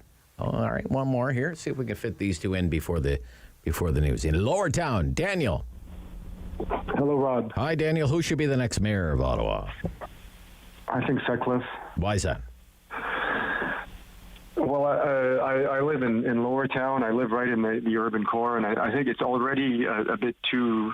I mean, I'm a centrist, but, left of center, if anything, but it's already too left as it is in terms of the policies, and I think it's only going to get worse under McKinney. I can give you 2 examples if you'd like. Go ahead, yeah. Okay, I've noticed recently we've talked about the issue of drug use and needles in the core. So they have these, I assume that they're funded by the city, but they have these yellow vests and they're called needle hunters. Yeah, needle hunters, needle sure. hunters. Yeah. So I've noticed them picking up, looking for needles in parks and along the river. But I noticed when I first saw them from far away, I thought they were cleaning up litter, right? Because there was some litter along the river, right, near Bordelot Park. Yeah. But they actually ignore the litter. They just leave it on the ground. Just focusing on the needles, I guess. Yes. So the city's probably paying someone else to clean up the litter. Right. Okay. Would it not make sense to combine the 2 jobs and you would pick think, up needles and litter at the same time? I guess so. Yeah. Okay. Yep, that's one example. You said you had another one. Yep. Around the corner where I used to live, I've fortunately moved away from there, but there was it's like a commercial condo. There used to be a cafe there many years ago. The cafe shut down, went out of business, and so the landlord had to find another tenant, so he rented it out to this organization called the Capital City Mission. I mean, they're doing important work. It's basically a soup kitchen, right, where they give out free sandwiches. Okay, all right. And coffees and water, but it also causes problems because I used to live right around the corner there, so you have people kind of loitering there all day. Right. Okay. You know, getting free sandwiches and food and everything. And you think this would get worse if Councillor McKenney became the mayor? Yes, because when I asked it was a complex of townhomes. I asked the association president about this. He said we can't do anything. You know, we have no control over who the landlord rents to. You know, but we're paying taxes, so we as taxpayers should have a say as to how these units are being used. Yeah. You know, because you understand, right? Because it I mean, it attracts a lot of kind of homelessness and loitering and littering all throughout the day there, and people live like right around the corner from there. All right, Daniel. I'm going to let you go. Daniel thinks things in the core would be worse if it's Councillor McKenney as mayor of Ottawa. With things like homelessness, drug addiction, these sorts of things. We'll be back after the news. Who should be the next mayor?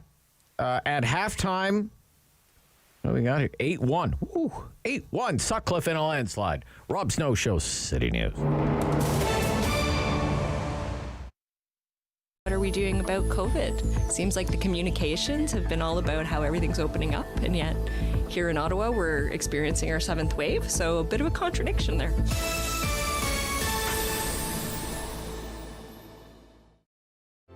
Hello, I'm Jim Deeks, host of Canada Files. I hope you'll join me each week for interesting and informative discussions with some of Canada's most impressive people. I mean, policing in every community is going to be challenged. The community policing model is already a harm reduction response to the way that they police. I just think that we have, again, another opportunity to use police for the things that police should be used for, and then develop some other avenues for things that we can take off a police officer's plate, because it's just not what they should be doing.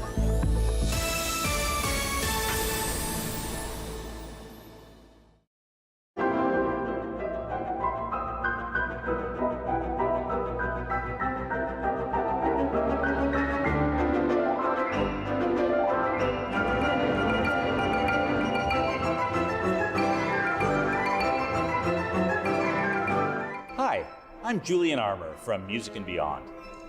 Join us for a new show this spring on Rogers called Music and Beyond Presents. Every year, dozens of Canadians are killed or seriously injured because they take risks around railway tracks. Talk to your loved ones about rail safety. Visit stoptracktragedies.ca.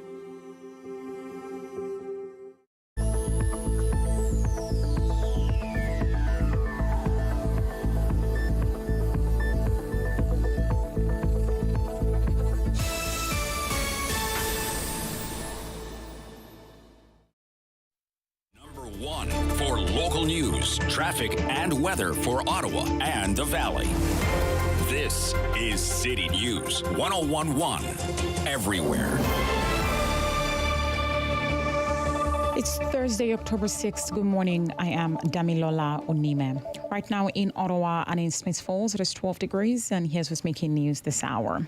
Ottawa police continue to investigate a triple shooting in Orleans last night. 3 men were shot at the strip mall on 10th line at Tompkins. One of them died at the scene. The other was pronounced dead in hospital, and a third person was treated for minor injuries and has been released from hospital. The dead men have been identified as 28-year-old Kershaw Kenan Murphy Nimbit and 23-year-old Mohammed Omar Mohammed. Both of them are from Ottawa. And one winner has emerged in the Chio Dream of a Lifetime lottery for the year. Ron Abson's ticket number was picked in the first draw. He has a choice of a 2023 Jayco camper, a new Lincoln Aviator, or $110,000 cash. Tickets are still available for the main draw, the next bonus, and the Hooray 50K. 5 winners of 50 grand will be chosen from tickets bought before midnight on Friday, October 28. TELUS and Canadian Tire have joined a growing list of Canadian businesses that are pulling sponsorship of Hockey Canada's men program for the upcoming season, with Canadian Tire saying its move is permanent. Tim Hortons and Scotiabank have also pulled their sponsorship for the upcoming season. The move comes as Hockey Canada continues to defend its leadership over criticism of the handling of sexual assault allegations and the way money was paid out in the lawsuits. City News time is 10:33. I am Damilola Onime. For news anytime, follow up online at ottawa.citynews.ca. It's time to talk back on the Rob Snow Show. Have your say and call now. 613-750-1310. We're doing a rapid poll on this race for mayor here in the city of Ottawa. Keeping track of your answers. Who should be the next mayor of Ottawa? And why would you support that candidate? Why do you think that's the best person to be the next mayor of Ottawa, taking over from Jim Watson? Michael in Greeley, you're on City News. Michael. Good morning, Rob. Yeah, hi, Michael. Mark Sutcliffe. And why do you say that? Because of his breadth of experience, his background in private business, running his own company. He's a hell of a communicator. And he didn't need to do this. Everybody else seems to have an agenda. Mike McGuire, thankfully his campaign worker called in earlier, he disappears. You know, you see him once every 4 years. Okay. Hey, Mike, maybe you should try council first. That's one. The other one, Catherine McKenney, yeah. For the exact reason she shouldn't be mayor is what that previous caller just said. She's a bureaucrat. She's a government. She's never worked outside government. She's never missed a paycheck. She doesn't know what it's like. $250 million on bike pass. Well, there's hitting an issue on the head that everybody cares about. It's insane. To me, Mark, insane. Okay. Great communicator. He has no skin in the game in terms of what his agenda is. Catherine's agenda is purely green. It's going to cost. We're in a situation right now where somebody's going to have to run the city hall like a business, and I believe Sutcliffe can do that. All right. Thank you, sir. Thank you. Great call. All right. Okay.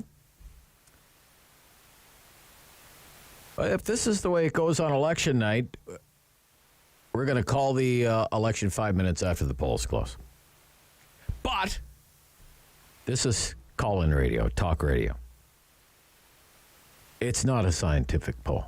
I understand that. It's just old-fashioned call-in radio with a little more than 2 weeks to go in the municipal election campaign. 18 days, okay? We're just getting our election night plans down on paper right now. We're going to be covering that election for you on election night. I'll be here with Sam LaPrade. I think Sam is more excited than I am. The whole City News team going to be all over the city. We're going to be checking in with races in Smiths Falls and the Valley and down into Brockville. We're going to talk to some people in Toronto, find out what's going on there. But look, this is going to be a big change election, okay? New mayor, a lot of longtime councillors calling it quits, not running again. A lot of ward races will have new faces, and some of the wards are going to have new names. It's the most important election here in Ottawa in years. I hope you're paying attention to it. There's a lot on the line. Entire direction of the city is on the line. And the choice, the choices are becoming more clear as the days go by. I'm not picking favorites here. I just want to know what you like, who you like. Lisa in Canada. Lisa. Hey, good morning, Rob. Hi, Lisa. My vote's for Mark Sutcliffe. Why is that?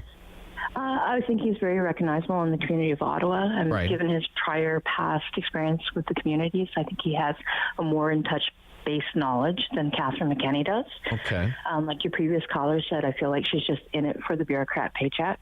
Really? And for me, living in Canada, when it takes me over an hour to get a bus to the local mall, when in a car I can be there in 10 minutes. Right. I think the current OC transit structure needs to be looked at. And my concern that we're pummeling all Councillor that money McKenney's into probably, I'm sorry, Councillor McKenney's promising to do a route review of OC Transpo. Yeah, well, we need one. Like, it's almost impossible unless you have a card. Yeah. It just seems like a lot of money to be pouring in over 4 years when there's other issues that seem to be more of pressing concern. So again, it's the bike lane thing it's off-putting to you. Yeah, bike safety, but I think there's got to be a lot of education for the cyclists that are already out there on the roads with the cars. And I'm just throwing more people, more money at it. I don't think it's going to make a great solution, especially given winter time and our conditions where we live. Right. Okay. All right. Interesting. Yep. That bike lane thing comes up an awful lot. The $250 million, the bond issue, $250 million of borrowing for a big 4-year build on bike lanes. That's a lot of money for bike lanes. More than the annual budget for Ottawa community housing. More than. Right. Michelle in Ottawa. Michelle. Good morning, Rob. I'd like to encourage everybody to go to Rogers and watch Derek introduce the candidates and watch them present their own platforms. It's eye-opening and it's very easy to access. Right. Okay. For me, being a conservative, the natural fit would be Mike Maguire. But the whole tiny house thing, I mean, come on, we already have them, and they are called trailer parks, and they do not do well with Mother Nature. I do admire Mr. Maguire, but I don't know where he's been. I haven't seen him. Show up, and it's too late now for me to try and get behind what he's selling. Bob Shirelli, he gave me meat and potatoes. He gave me facts. He gave me a $6 billion budget. The debt had tripled, $3.5 billion. He talked about the interest on the debt being $240 million. But he also mentioned 17,000 city employees. Yeah.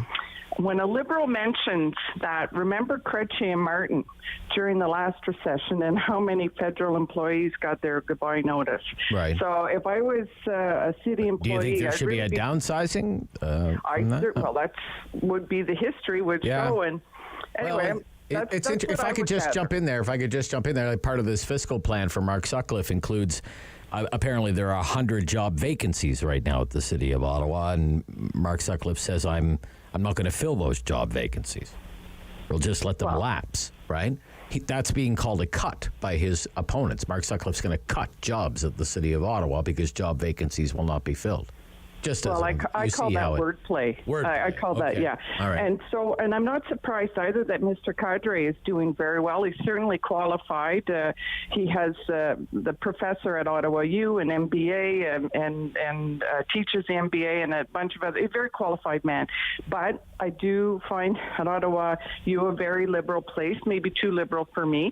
And I don't know him well enough to garner, perhaps in the future, if he continues to be seen publicly, but move on to Catherine McKenney now. If you watch her, she's going to build playgrounds and bike lanes, and no community's going to be left behind. Right. What a bunch of nonsense, feel-good fluff. And what she's describing, we already have, and it's called Disney World. And they even hurt during a recession. So I think that people really need to pay attention here to where we're at financially and what is being promised. It's not that people don't care about addiction and homeless. It's that there's no money to house or to treat these people. If you can't recognize the connection there, you really are in la-la land. So now let me just tell you this. Mr. Sutcliffe, I was lucky enough to be invited to an event hosted by conservatives for Mr. Sutcliffe. And what to my wandering eyes appeared when I entered? A bunch of heavy-hitting liberals. When have you ever seen a room full of conservatives and liberals getting along and in agreement? Mr. Sutcliffe seems to have the ability to unify people, and I see it in my neighborhood. All right. I think, Rob, you would say that I am a conservative. Yeah. I would say so. Yeah. Very liberal neighborhood, and we have signage from both. I think that it's a very good sign for Mr. Sutcliffe, and I would tell people, just look and see what you're getting, and then get involved and help. It's really easy to do, and you'll meet new people. All right. Okay, Michelle. Thank you. There you go. Okay. All right. I mean, the thing is, and again, Randall Denley after the 11 o'clock news on the vote split here, there are those who are pitching themselves as the fiscal hawks or the centrists or more moderate candidates on the fiscal side in this mayor's race. That's where Mark Sutcliffe is trying to position himself for sure. But so is Bob Shirelli. And so is Mike McGuire, for that matter, and Noor Qadri. And then you have one candidate, the so-called progressive candidate with Councillor McKenney. And, you know, how many people have brought it up already this morning, $250 million for a bike lane network, pitching free transit for people 17 years of age and under, eventually making transit free. So there's a lot of options out there. Everything from free stuff to not so free stuff, like making it $9 an hour to park downtown. That, one of the candidates for mayor. It should be $9 an hour to park downtown. Mr. Bay just wants the tumbleweeds blowing all over downtown Ottawa, I guess. Just make it a no-go zone for people who drive cars. $9 an hour to park downtown. Can you imagine? Right? Where does that come from? So I go for a meal on Preston Street and the parking meter costs more than the main course. Is that how it's going to work? Yeah. Hard pass on that, I think. Who do you think should be the next mayor? Barrhaven. David in Barrhaven. Good morning, David. Hi, Rob. Hi, David. Long time no speak. Haven't even had a chance to congratulate you on your wedding. Oh, wow. Okay. All right. Thank you for that. Okay. I appreciate that. Without a doubt, Mark Sutcliffe. Okay. All right. I listened to him for ages and ages every morning when he was on the radio. I always tend to agree with him, or at least appreciate his balanced approach to everything. Yeah. I think Catherine McKenney would bankrupt the city in about 10 microseconds. And I didn't like Bob Shirley when he was the last mayor, especially the way he handled the first north-south rail business. I mean, it was abysmal. So, really? And the one thing that Mark has said that I hardly agree with is to do a line-by-line review of the budget, which is so overdue. You know, I'm sure we're spending money needlessly on all kinds of stuff that's never been looked at in years. Okay. Scares me. All right. Thank you, David in Barrhaven. Thank you. And thank you again for the good wishes. Ryan in Canada, you're on City News. Ryan. Hello. Hi, Ryan. Who should be the next mayor? You got to turn your radio down, Ryan. I think you have the radio. Bob Shirley. Bob Shirley. Okay, one for Bob Shirley. Okay. Why do you say that, sir? Well, he's playing the long game, but the thing is, everybody's got to remember there's a thing called taxes and money, and things are going to get higher. Yeah. And he understands that, and he understands the workings of Ontario government. Right. So this next phase of LRT, if we're going to get it, you need somebody that's going to go there with hat in hand. I mean, no disrespect to the other people, but if you don't have connections, you're not going to get anything brought forward to you. And the fact that he's been a cabinet minister at that level of government, you think would give him like an inside track, I guess you can say, Ryan. Is that well, knows the right people to talk to. He knows the workings of the ins and outs. Right. Okay. And the other thing we have is many city employees, the previous caller mentioned, those wages are getting higher and higher and higher. And if we look at the bill of per dollar that we pay, it's very high. Okay. I mean, I don't have all the numbers, but I mean, I'm not, going to. Well, I've been told. I mean, if you take this, but maybe we got to do an audit and see what is needed and what isn't needed. Yeah. I mean, I've been told in the past, you take this budget, it's $4 billion, 80 to 90% of that is salary. Exactly. Right. So. Doesn't leave much left over. Where are we heading to? Into the unknown. Interest rates are going up. People could possibly lose houses. I mean, we have CUPE right now. The education workers are having a fight with the Ford government. The CUPE workers want 11.5% raises a year. Well, exactly. Is that the kind of environment we're in? Where does that money come from? Comes from you. Yeah, and our previous, your cohort,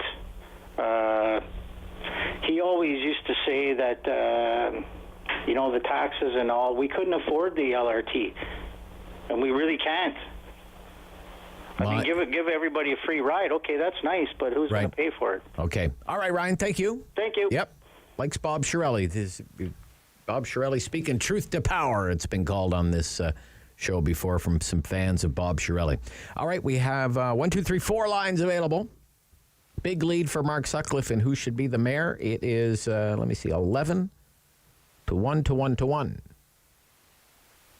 Who should be the next mayor of Ottawa? October 24th is Election Day. This is the Rob Snow Show on City News. The houseless crisis, because it really is a crisis down here on Rideau Street. There is not enough shelters for men especially, and we need to be helping our most vulnerable.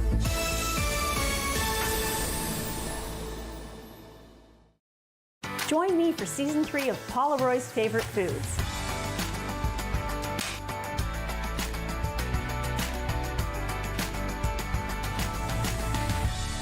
Whew, that was a lot. I think I need a nap. When it comes to drugs, how much freedom is too much for kids? Drugs are out there. Will my teen feel free to say no around other kids? I didn't live drug-free when I was younger. Can I admit that to my kids? Drugs worry me, but how can I feel free to talk about it with my kids? Questions about drugs and kids? Drug-Free Kids Canada.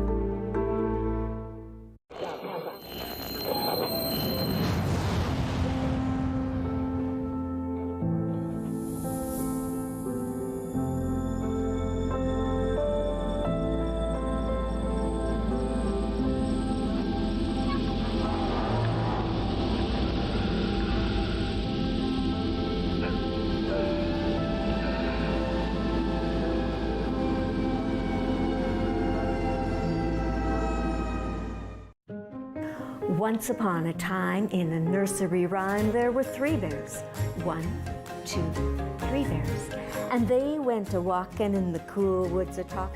Rogers TV invites you to let your imagination roam as we present Ottawa storytellers. Each week, we'll present a collection of original creative stories and inspirations for children of all ages. Join us for Ottawa Storytellers on Rogers TV. Enjoy the fresh outdoors. Play an important role in the lives of school-age children. Get paid to make a difference in your community. Become a crossing guard. We are currently recruiting crossing guards for the school year. We offer a competitive wage with various perks and opportunities for bonuses. Join the Ottawa Safety Council in keeping kids safe in the nation's capital. Find out more at crossing-guard.ca. October 5th, 2014, my daughter was hit by a train. She was walking along the sides of the tracks, and it shattered her world.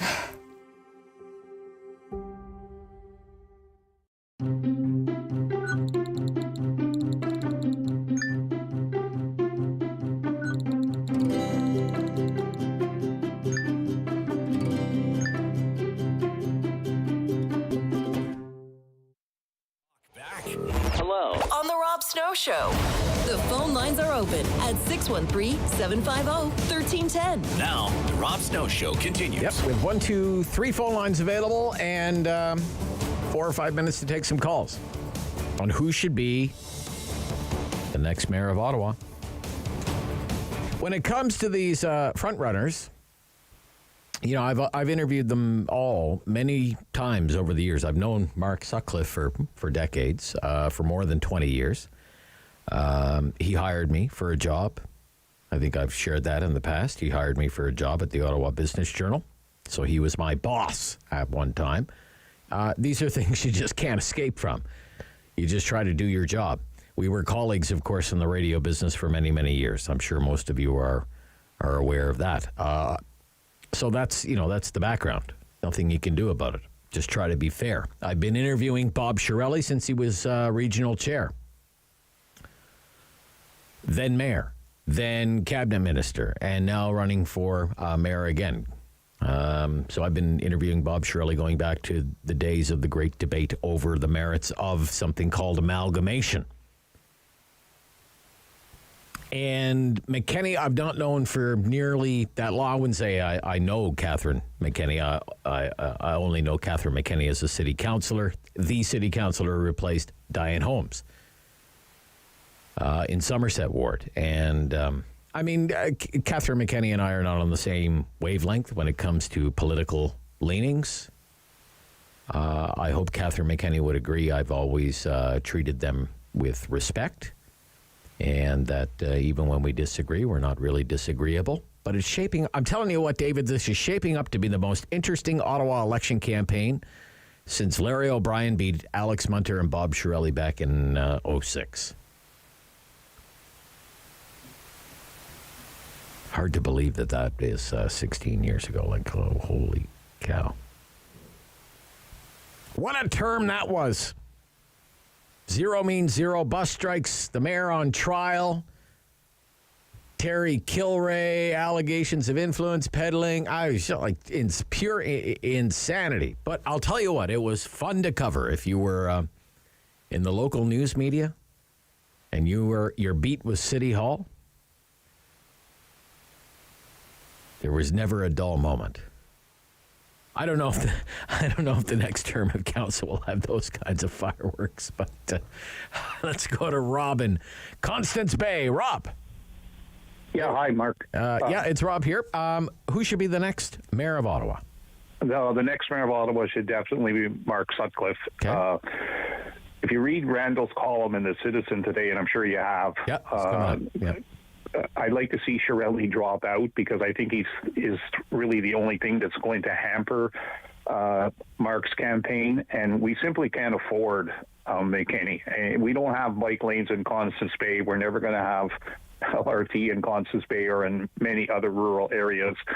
And with so many new councillors coming in, I think we also need a new mayor, a fresh approach to the way the city's run, and it's people need to justify more what we're spending money on and things.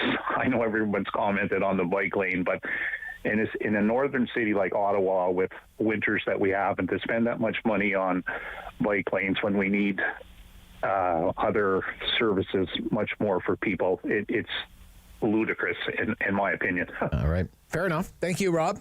Okay. You're welcome. Let's take another one here. Susan in Napanee, a wonderful place to be in. Susan.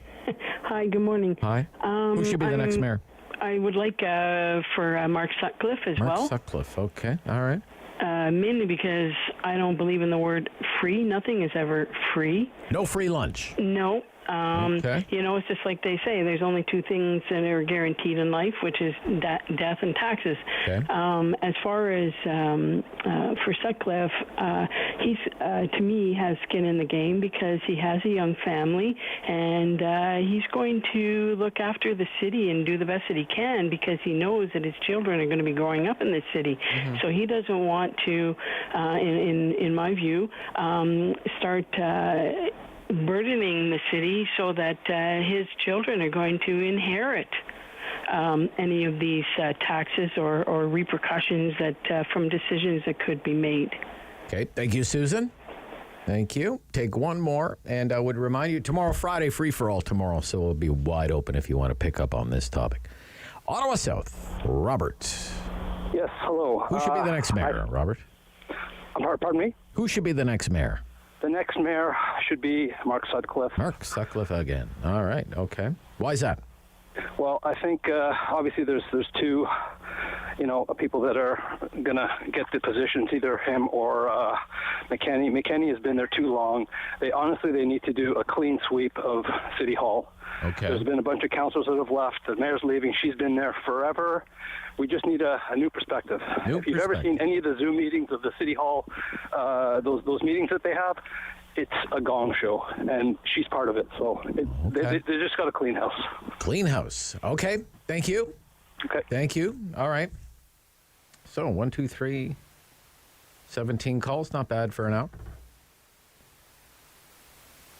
Mark Sutcliffe wins 14-1. I love that. Keto Maggie does a poll for Main Street Research. Catherine McKenney ahead by Sutcliffe by 14 points. Rob Snow does a call-in poll. Mark Sutcliffe wins 14-1. Yeah, okay, whatever. My poll, much less scientific. Sutcliffe, 14. McKenney, 1 vote. Shirelli, 1 vote. And Mike McGuire, 1 vote. Maybe I've totally misread this vote split thing. This is the Rob Snow Show on City News.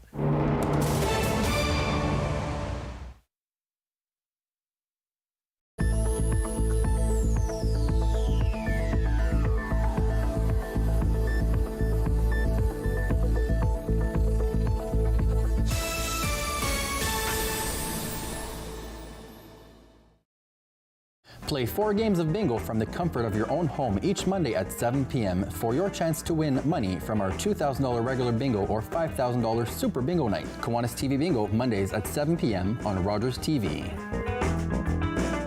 It isn't the heavy trays that make the job difficult, or the fast pace you need to keep up. It's not working another double because someone called in sick.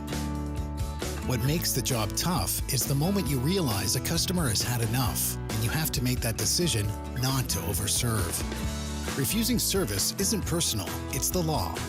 We know it's not easy, but we're counting on you to keep us all safe. Thank you, servers, for doing the tough job. $20. And Maggie, Mrs. Calabash, come into my kitchen. A quick mayonnaise, egg yolks, garlic, Dijon mustard, lemon juice, olive oil, immersion blender.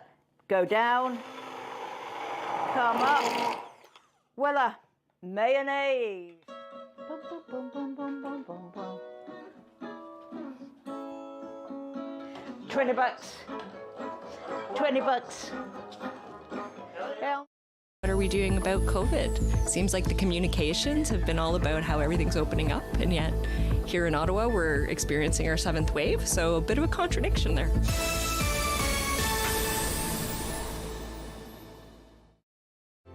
Hello, I'm Jim Deeks, host of Canada Files.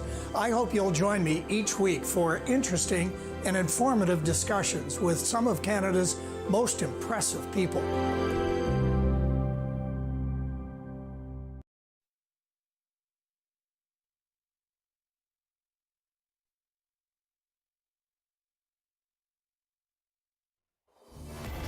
Number 1 for local news, traffic, and weather for Ottawa and the Valley. This is City News 101.1 everywhere. It's Thursday, October 6th. Good morning. I am Damilola Unime. Right now in Ottawa, 15 degrees. In Smiths Falls, it is 17. And here's what's making news in Ottawa and the Valley. Ottawa mayoral candidate Catherine McKenney has released their financial plan for next year through to 2016 if they are elected mayor of Ottawa. With the city's operational and capital budgets currently at $5 billion, McKenney says that provides them with the flexibility they need to fund new priorities for Ottawans. The bold plan for a healthier and greener city will keep property taxes at 3%. McKenney will allocate a total of $288 million to reliable and affordable transportation for the 4 years of their term. $24 million to their bold climate action plan. $21 million will go to the housing affordability and $10 million to building the healthiest city. Catherine McKenney will be on the Samla Pride Show at 1:30 p.m. to discuss their financial plan. A shooting at a childcare center in Thailand has left more than 30 people dead, including 24 children. Authorities say it is the deadliest mass shooting in the country's history, and police say the gunman fled the scene, shooting from his car as he drove home, where he killed his wife and child before taking his own life. With the weather forecast for Ottawa and the Valley, here is City News meteorologist Jill Taylor. The clouds will take charge in most areas today. Just have a slight chance of a shower. Warm southwest wind, the high near 22 degrees, well above average. The average high is 15. 8 for the low, and that too above average. The average low is 5. Get into periods of light rain overnight. More rain tomorrow, but it will taper to showers. A brisk wind out of the west-northwest.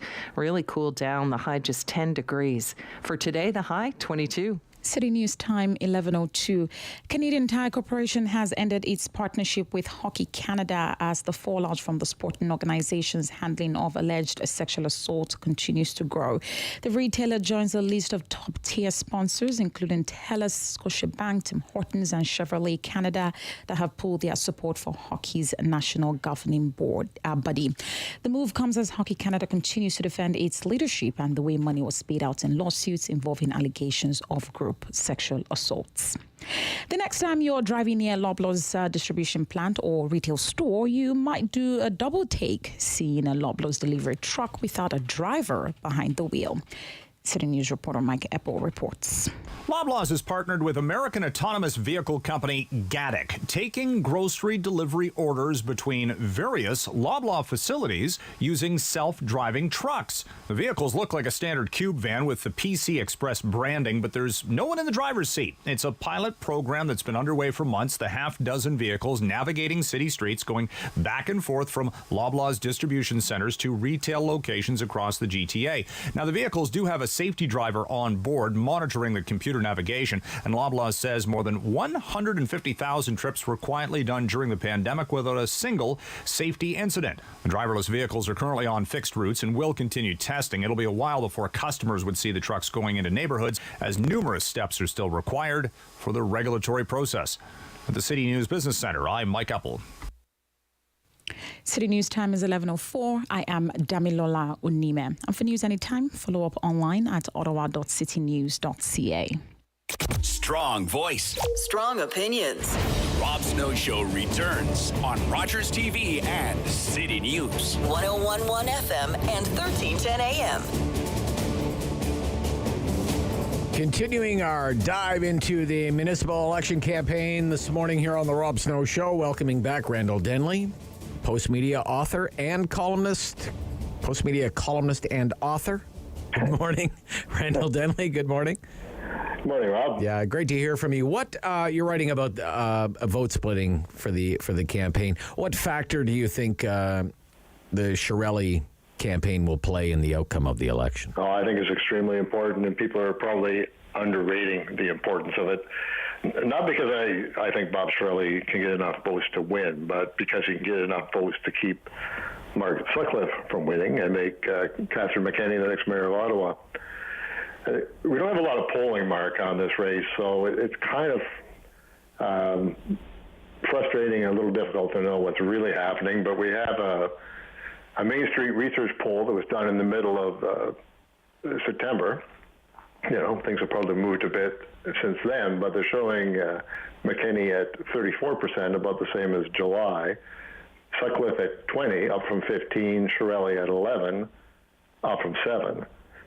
So if we were looking at a race between McKenney and Sutcliffe, it'd probably be about neck and neck, because both Shirelli and Sutcliffe are aiming for the sort of moderate, middle-of-the-road voters fishing in the same pond. So big challenge for Sutcliffe with Shirelli at 11, and yet, you know, what is Shirelli's path to victory? I think you can assume that McKenney's vote is very solid at 34 and will likely go up.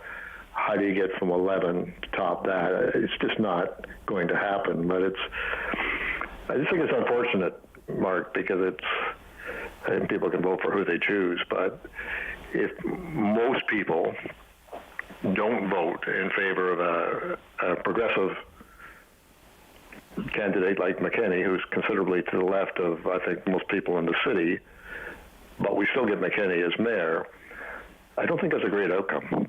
Okay. Bob Shirelli last held the job in 2006. A lot of people may remember that campaign. It was an epic campaign. Larry O'Brien placed first by a considerable margin over Alex Munter, and Bob Shirelli bringing up the rear. So what's the difference between, say, the 06 Bob Shirelli and the Bob Shirelli of 2022 other than age? If you want to think the best of Bob Shirelli, you know, I think it would probably be pre-2006, but Bob's reputation, which he's still coasting on with some people, is, you know, a very moderate, reasonable guy, good with facts and figures, very sharp, solid ideas. Mm-hmm. I'm just not seeing that in this campaign. When you dig into his ideas, I think that's a concern. There's been quite a bit of talk about his age, and it's hard to ignore the fact that he's 81, but what concerns me more is his platform is just kind of a scattergun approach to things that are, in some cases, closer to musings, I would say, than actual real policy stances. But the environment, for example, he's got all kinds of things to say about the environment, but the big picture here is that the city's program they have now, it's unaffordable. Too much money, throw it out. So he's got a list of other stuff he would do, but doesn't say what that would cost. The other's too much. How much would this cost? Well, who knows? What result would it produce? Well, who knows? It's kind of non-specific for somebody who's noted for specifics. But even, his tax freeze, that's one of his better known policies, tax freeze in the first year. Yeah. Until he gets in and fixes things. However he's going to do that, we don't know. He probably doesn't either. But you have to ask, a tax freeze, does that really make sense when you get 7% inflation? And the city faces a lot of that inflation, certainly in contracts. They have, external contracts for road work and everything else. Gas and diesel for all their vehicles. They're going to have, no doubt, staffing pressures. Does it make sense to freeze taxes? By contrast, Mark Sutcliffe has said for the next 2 years, taxes between 2 and 2.5.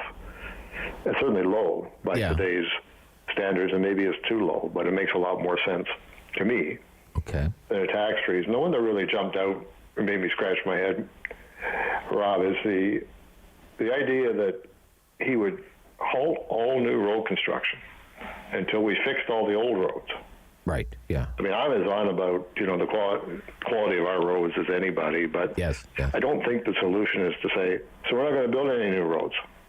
How do you have any suburban expansion if you're not going to build a road? Right. Yeah, we're going to put your house up, but there won't be a road in front of it. Right. Okay. Maybe it'll be some dirt. Maybe you get an SUV and get through there. You'll be fine. It's just, I look at stuff like that, I think, how does that really make sense? And it just has the feel of a campaign that's kind of intellectually undernourished. It's thin. He's throwing ideas about stuff, and he's getting some attention for them. But does he really have a plan? The kind of plan we would have expected Bob Shirley to have, back in the days when he was regional chair and subsequently mayor, and had a lot more detail in what he was providing. He has detail now in some of his plans, but it doesn't really add up. Okay. You look at housing.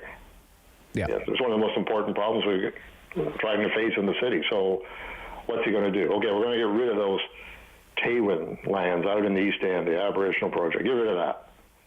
But, okay, it's not a bad idea in isolation. But he wants to keep the urban boundary where it is. Okay, that will limit growth.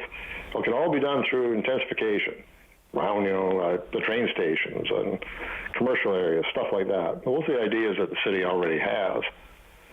So he says he wants more housing, but the net effect of what he's proposing would make it more difficult to meet the demand for housing. Well, especially when he says, and if you live in an area that's zoned R1 now, it'll stay zoned R1. Yeah, that's a big one. I have concerns about that too, but I just don't see us getting to the city's intensification number, much less what Shirley's pointing at, without doing something in some of those neighborhoods. And I think, again, a reasonable policy is to say, well, there'll be some, but we're not going to give like a blanket approval to anything, anywhere, anytime. But there's going to have to be some in the right places, or we're never going to meet the numbers. And it's easy for people to forget as they sort of, bat around these planning theories and ideas that really what this is about is having a house people can buy or an apartment they can rent. They need places to live. It's a pretty urgent problem. We're already have a significant deficit in the amount of housing we have in the city. So anything that slows it down, makes it worse, that's not going to help. So these to me are the kind of things that people are endorsing. It's, the 11% to say, yeah, Bob Shirley. Well, maybe they liked him back in the day. I mean, I have no problem with that. But people need to look forward now and say, so what do we really want for the city in the next 4 years? And they're going to have a clear choice between Sutcliffe and Catherine McKenney. And, McKenney's been very upfront. Everybody knows where McKenney's coming from. She's progressive. She's a social justice warrior. She's concerned about climate, social housing. Those are her things. If those are your things, and obviously they are for a lot of people, McKenney's the person to vote for. But if you see the city more as a less political entity, one that really is about providing good services for you and keeping taxes at a reasonable rate, then that's Sutcliffe's zone. And Bob Shirley says his zone too. But if that vote splits, then, I think it's going to be very difficult for Mark Sutcliffe to get past McKinney, and we'll have a mayor who's certainly further left than any Ottawa's had since amalgamation. Okay. Yeah, read Randall Denley's column. It's in the Ottawa Citizen. I want to ask you about one other story that's in the mix. It's from the Toronto Star's Robert Benzie this morning. It ties into certainly the municipal races that are happening in Toronto and here in Ottawa. But Benzie reports this morning that Doug Ford is looking at eliminating development charges on inclusionary zoning projects to encourage more affordable rental housing to be built. No development charges. Yeah, that's not necessarily a stupid idea. But now the consequence is you have the people at the City Hall, for example, in Toronto, and I'm sure they're probably saying the same thing here in Ottawa. We use that money to fund infrastructure. Where are we going to? Well, there's a direct quote here. That's going to be a problem. Where are we going to find the money? Confided an official Greater Toronto Area, an official with the Greater Toronto Area municipality privy to the proposal.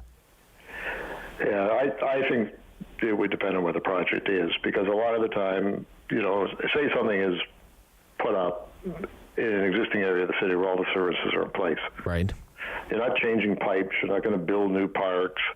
You're not going to do anything. Yeah. But they're still paying huge development fees. Yeah. You're like, well, for what, though? What changed? What really happened? I can see development fees as being more clear-cut when you say, well, we're going to take this 100 acres, it's a field now, but we're going to turn it into a suburb. So we need, roads and parks and pipes and all those things. Somebody's got to pay for that. Yeah. But I think the city, municipalities in general, have had a free ride for a long time on the concept that, well, anything that's built anywhere, there should be a really big development fee. And that drives the cost of housing up, without a doubt. So it's an issue that needs to be re-examined. I don't think it should be done in a blanket way, because that will be a problem with suburban development. But if it's something in the existing built-up area of the city, I think it can make sense. I just wonder what the reaction is going to be from people who have been, a lot of them are running in this election as candidates in the municipal election. We have to have inclusionary zoning. Do they also agree with eliminating development charges for developers? Yeah, well, that's a real conflict, I think, for some of them, because the people who most tend to favor this hate will also be the ones who want to have high development fees, because in their minds, well, developers, who are people, developers are paying these.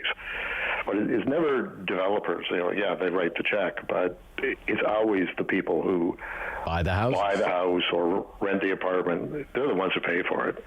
It's not developers. It's just a pass-through cost for them. They like not to pay it because they could sell their products for less and make it easier to move things on the market. But it isn't developers who pay this, and I think that's, when it's put out that way, it makes it very easy, because, development fees, well, they got to be good, right?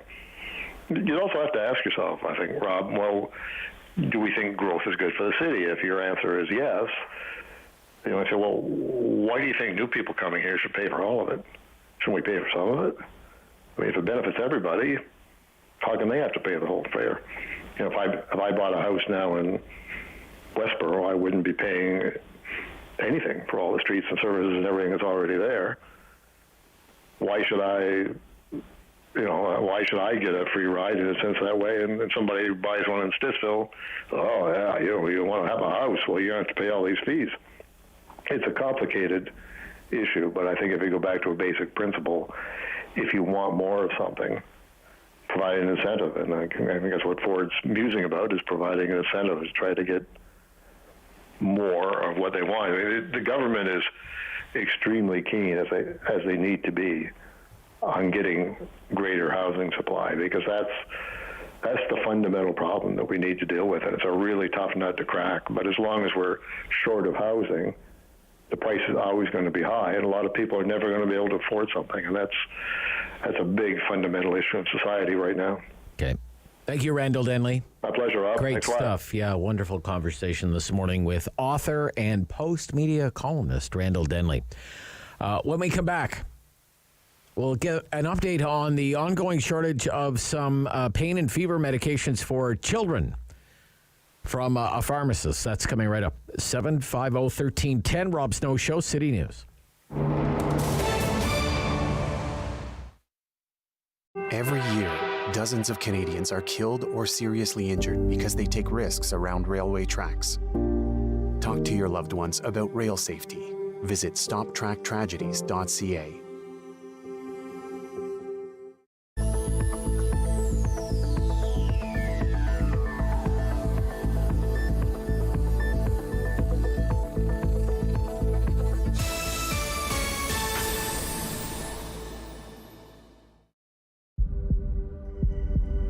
We can be hurt. We can be bruised. We can be broken. Slowed down, confused, and even numbed. But we can't be defeated. We're built on a foundation that's strong, our mission unwavering, and together we'll beat as one. You know the story. When the RCAF said Mach 2 fighter, 2 place 1,000-mile range, the British said it was impossible. The Yanks tried twice and failed. They said, you're dreaming. We said, fine, we'll build it right here in Toronto. And now you guys, my guys, are saying that it can't be done, that they were right? Now that's the rocket that we used to get the model up to speed, and then the onboard sensors tell us that... Come on, baby. Damn it! But we did it according to your specs. The specs have changed.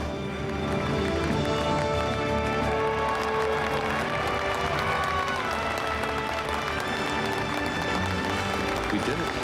Arrow 201. You're cleared for takeoff.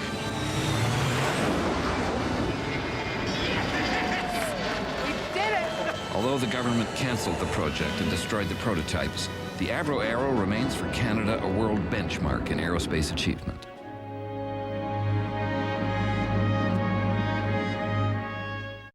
Hi, I'm Sahai from The Wiggles, and this is my new book, Something in Common. Join me on an adventure as a camp counselor helping some amazing children make friends and share what family means to them. I wrote this book with my friends at Children's Aid Foundation of Canada to help children who might feel lonely or like they don't belong.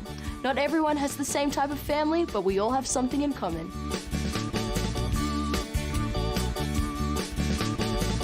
Download Something in Common for free.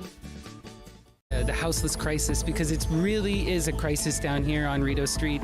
There is not enough shelters for men especially, and we need to be helping our most vulnerable.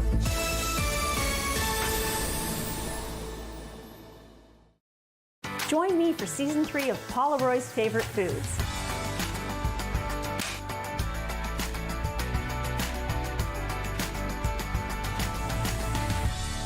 Whew, that was a lot. I think I need a nap. The world is changing. So keep up with Rob. The Rob Snow Show returns on Rogers TV and City News, 101.1 FM and 1310 AM. 11:21, Professor Elliot Tepper from Carleton with our look at international affairs right after the 11:30 news. The latest on the ongoing shortage of pain and fever medications for children, very worrisome for some. It's flu season is on the way. There is always the potential of a new wave of COVID-19. Our next guest is Jen Belcher, joining us here on the Rob Snow Show, Vice President, Strategic Initiatives, Ontario Pharmacists Association, also a pharmacist at the Lennox and Addington Hospital in Napanee. Hello. Hi, thanks so much good for morning. having me. Thank you for joining me. What is the reason for this shortage? The manufacturers have advised that it's very much demand-driven, that we've seen a lot higher utilization of these products over the last several months, and production hasn't been able to keep up with demand. So we've had an ongoing shortage over the course of the summer and into the fall that we're hoping to see resolved soon, but I know parents have been struggling to get these products for quite some time now. What would have to happen for it to resolve or be resolved? manufacturers have been looking to try and up the production to try and meet the demand. But one thing is for sure, pharmacies have been dealing with lots of different drug shortages, not just the over-the-counter shortages. And it's really, put into focus for us that we do need that focus on domestic production and securing our Canadian supply chain of all medicines. Okay. These, the popular ones, over-the-counter medications, is there, what do you know, is there a domestic manufacturing capacity for these types of medications? Are most of them imported? What do you know about that? The vast majority of what we would have here on the shelves in Canada are made domestically in Canadian facilities. Okay. And other jurisdictions like the United States right now aren't experiencing the same degree of shortage that we currently are. I've heard from patients, I'm near Kingston, who are cross-border, who have been able to successfully get some supply while they've traveled. But we do know that there's been this real pressure on our Canadian supply, and as a result of not being able to keep up with that demand, we've been in this shortage situation now for quite some time, which has created a lot of strain for parents. I do wonder if stockpiling might be playing a factor. If I'm a parent and I come across these medicines and I know that they're in short supply, I've heard it on the news, maybe instead of buying one bottle, I'll buy 3 or 4. That's probably an issue too, I suspect. Yeah, it's definitely been a contributing factor.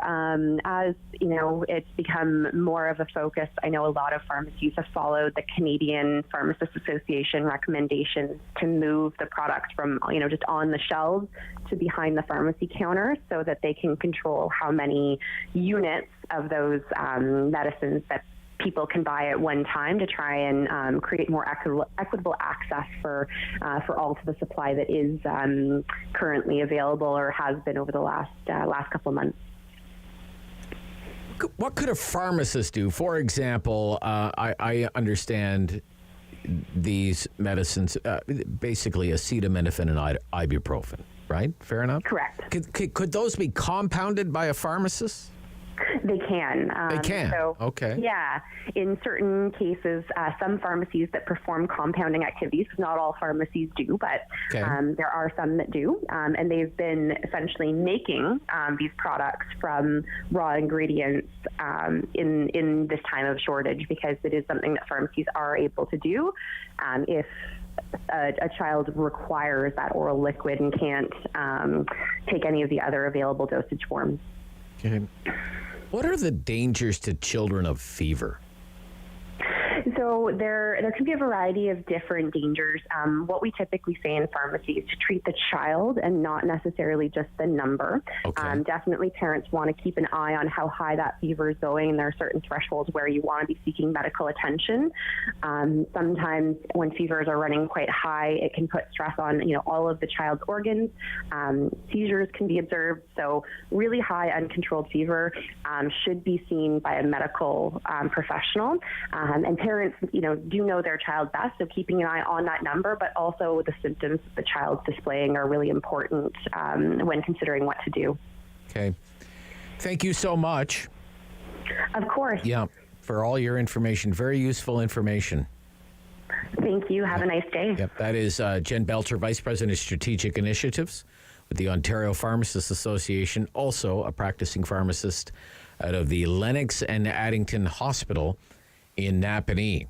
Coming up after the news at 11:30, it's The World with Professor Elliot Tepper, and it's a world that gets more complicated by the day. In focus for us, we're kind of all over the map. Our discussion will take us to Iran. We'll talk about what's happening with OPEC, the price of oil production cuts, what that could mean for Russia, of course. North Korea fired another 2 ballistic missiles yesterday. 6 such banned missile launches in less than 2 weeks. And India,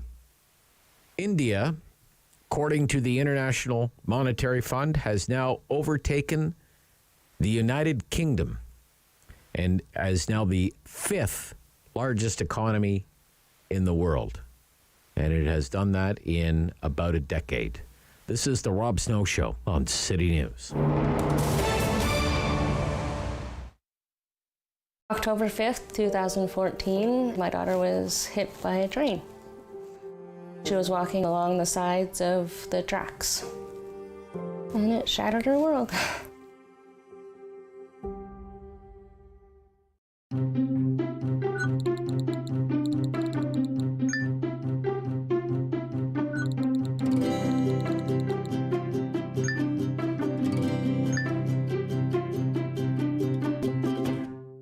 When an impaired driver killed my brother DJ, some people used the A word.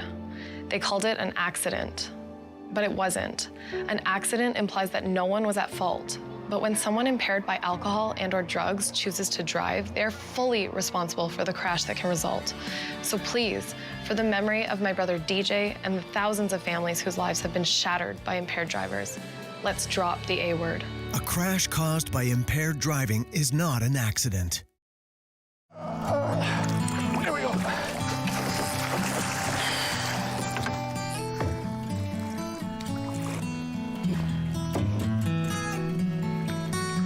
Hey, going back in, okay?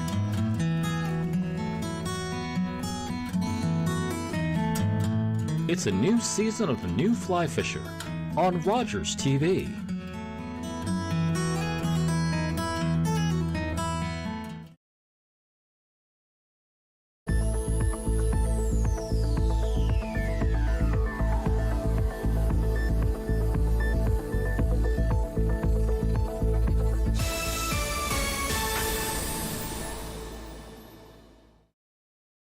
Play 4 games of bingo from the comfort of your own home each Monday at 7 p.m. for your chance to win money from our $2,000 regular bingo or $5,000 super bingo night. Kiwanis TV Bingo, Mondays at 7 p.m. on Rogers TV.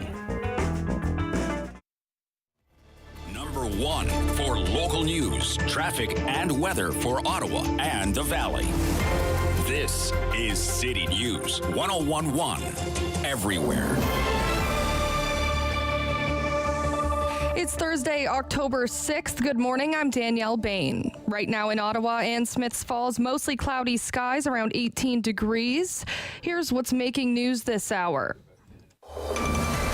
And this just into City News. Ottawa police are responding to reports of a body floating in the water near the Canadian Police College. That's just north of Manor Park, south of the Sir George Etienne Cartier Parkway. Police are asking the public to please avoid this area as the investigation is ongoing. That's reports of a body floating in the water near the Canadian Police College. Ottawa mayoral candidate Catherine McKenney has released their financial plan for next year through to 2026 if elected mayor of Ottawa. With the city's operational and capital budgets currently at $5 billion, McKenney says that provides them with the flexibility they need to fund new priorities for Ottawans.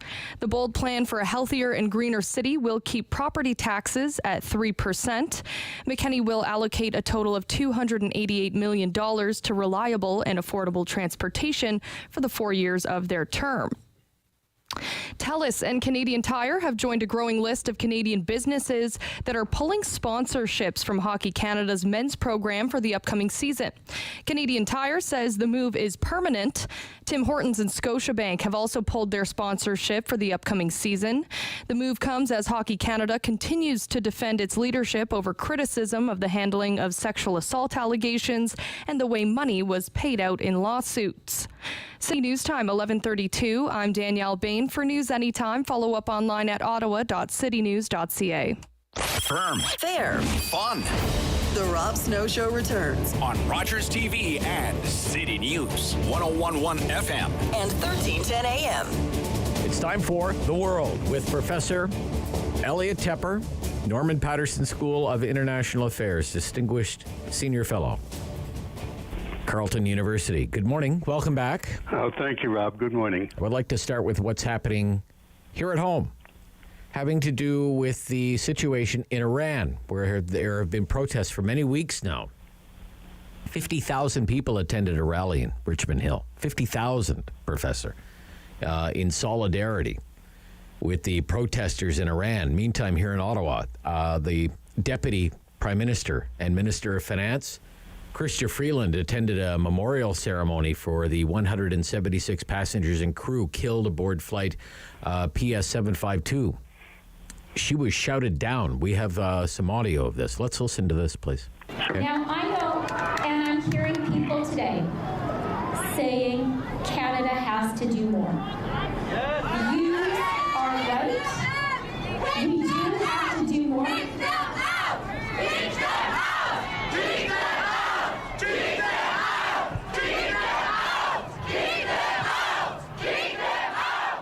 Keep them out. Keep them out.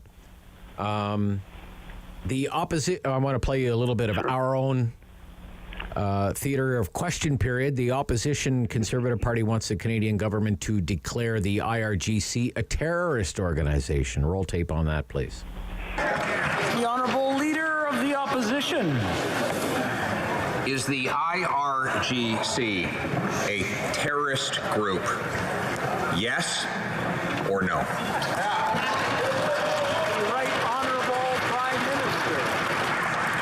Speaker, we have recognized that Iran is a state sponsor of terrorism. We continue to move forward in holding the IRGC to account, including by putting sanctions on some of their, the number of their top leaders to ensure that they cannot take safe haven or buy property in Canada. We will continue to hold this bloodthirsty regime to account as young Iranians and the people around the world stand with them in defense of their fundamental rights and freedoms. And the Leader of the Opposition. We don't need drama. We don't need acting.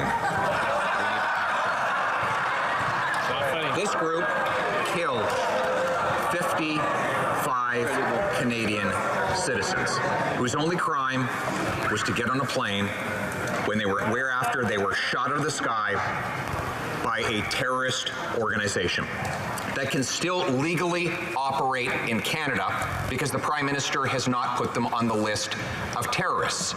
So again, yes or no? Is the IRGC a terrorist organization? Yes or no? Yeah. Right Honourable Prime Minister. Speaker, Canada has some of the strongest sanctions in the world against the bloodthirsty regime in Iran. We have stood with the families of PS 752 over the past 1,000 days to ensure accountability and justice. Of course, the Iranian government continues to resist any calls for... All right, thank you. Thank you.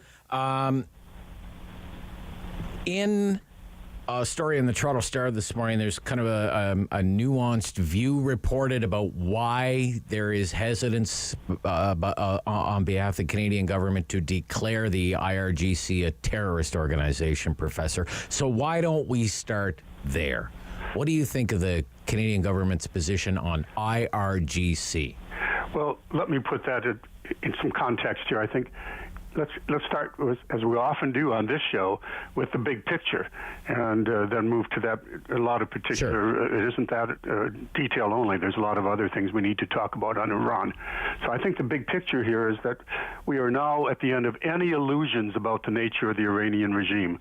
They've made this now clear in a way that the world has not yet accepted in the past. The idea that this regime could be reformed internally from within by protests. That was some of the 2009 major protest over a fraudulent election, and protests that just in 2019, giant protests saying the government has to do better on economic reforms. That's all gone now, I think. The idea that it can be reformed from within or dealt with internationally as a difficult but necessary global partner, I think that's over.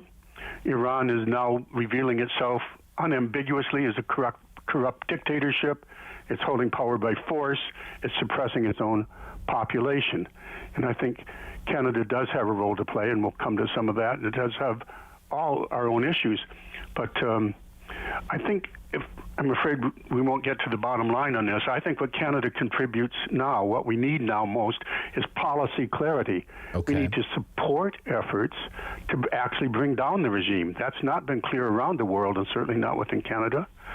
And we need to, very importantly now, start investing in planning for a democratic successor, which can allow Iran to rejoin the Comity of Nations. So I think that's kind of the big frame for any discussion going forward. In terms of the 1,000 days and the protests we've seen, talking to somebody who was in Richmond Hill, yes, 50,000 would make that perhaps one of the largest protests ever in Canadian history, but they say it was up to 80,000 by their own internal estimates. So major support across Canada. We had protests here in Canada, in Ottawa, of course, but all across the country. So what Canada can contribute now, as I say, is policy clarity and then some successors. And there's a long list of Canadian interest in regard to Iran. We can start with the IRGC and all of the back and forth on that. Yes, it would be difficult because, they conscript people. As one of my colleagues said on air the other day, what if a guy shows up at our borders and said he was a conscripted cook and that he had nothing to do with the regime? Right. Would he be kept out? Yeah, this is, let me just read. This is Tonda McCharles reporting Parliamentary Bureau of the Star. Multiple sources said a terrorist listing would have an impact potentially on Iranian Canadian citizens and permanent residents drafted into military service in Iran who would no longer be able to travel or send money to support families still living there. So there's that. There would be challenges to monitoring and enforcing such a terrorist listing, but declined to elaborate. Government officials declined to disclose numbers or estimates of how many Iranians in Canada could be affected by such a designation. But one official said it would also mean any person who ever served in the IRGC would be deemed inadmissible to Canada.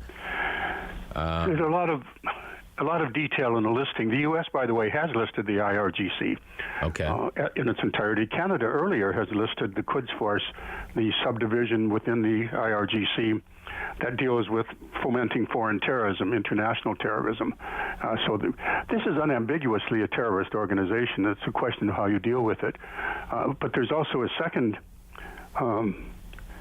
demand, and that's one we need to address because this is 1,000 days after the downing of PS-75, 275. So we have 752. Sorry, there were out of 176 killed, shot down out of the sky. It was, something like 125 or so were actually people who have genuine, deep connections to Canada, citizenship or landed immigrant status. So we are deeply involved in that, and justice for them should be high on the government agenda. A court in Canada, in Ontario, has said it was a terrorist act, and this was people who were involved in it. I went to I'm a bit emotional on this myself. I went to the commemoration here in town. We lost 8 people from Ottawa, including students at Ottawa U and Carleton, bright young people with their future ahead of them. But the fact is that there's a lot more that can be done in regard to the second demand, which is to bring justice. The first one, about the IRGC. And we again have to be clear now on the nature of this regime. So keep them out is referring to agents of the regime that just come and go and buy property and, and whitewash their money. And so there's a lot we can do on this. But, Rob, it's not our only issue.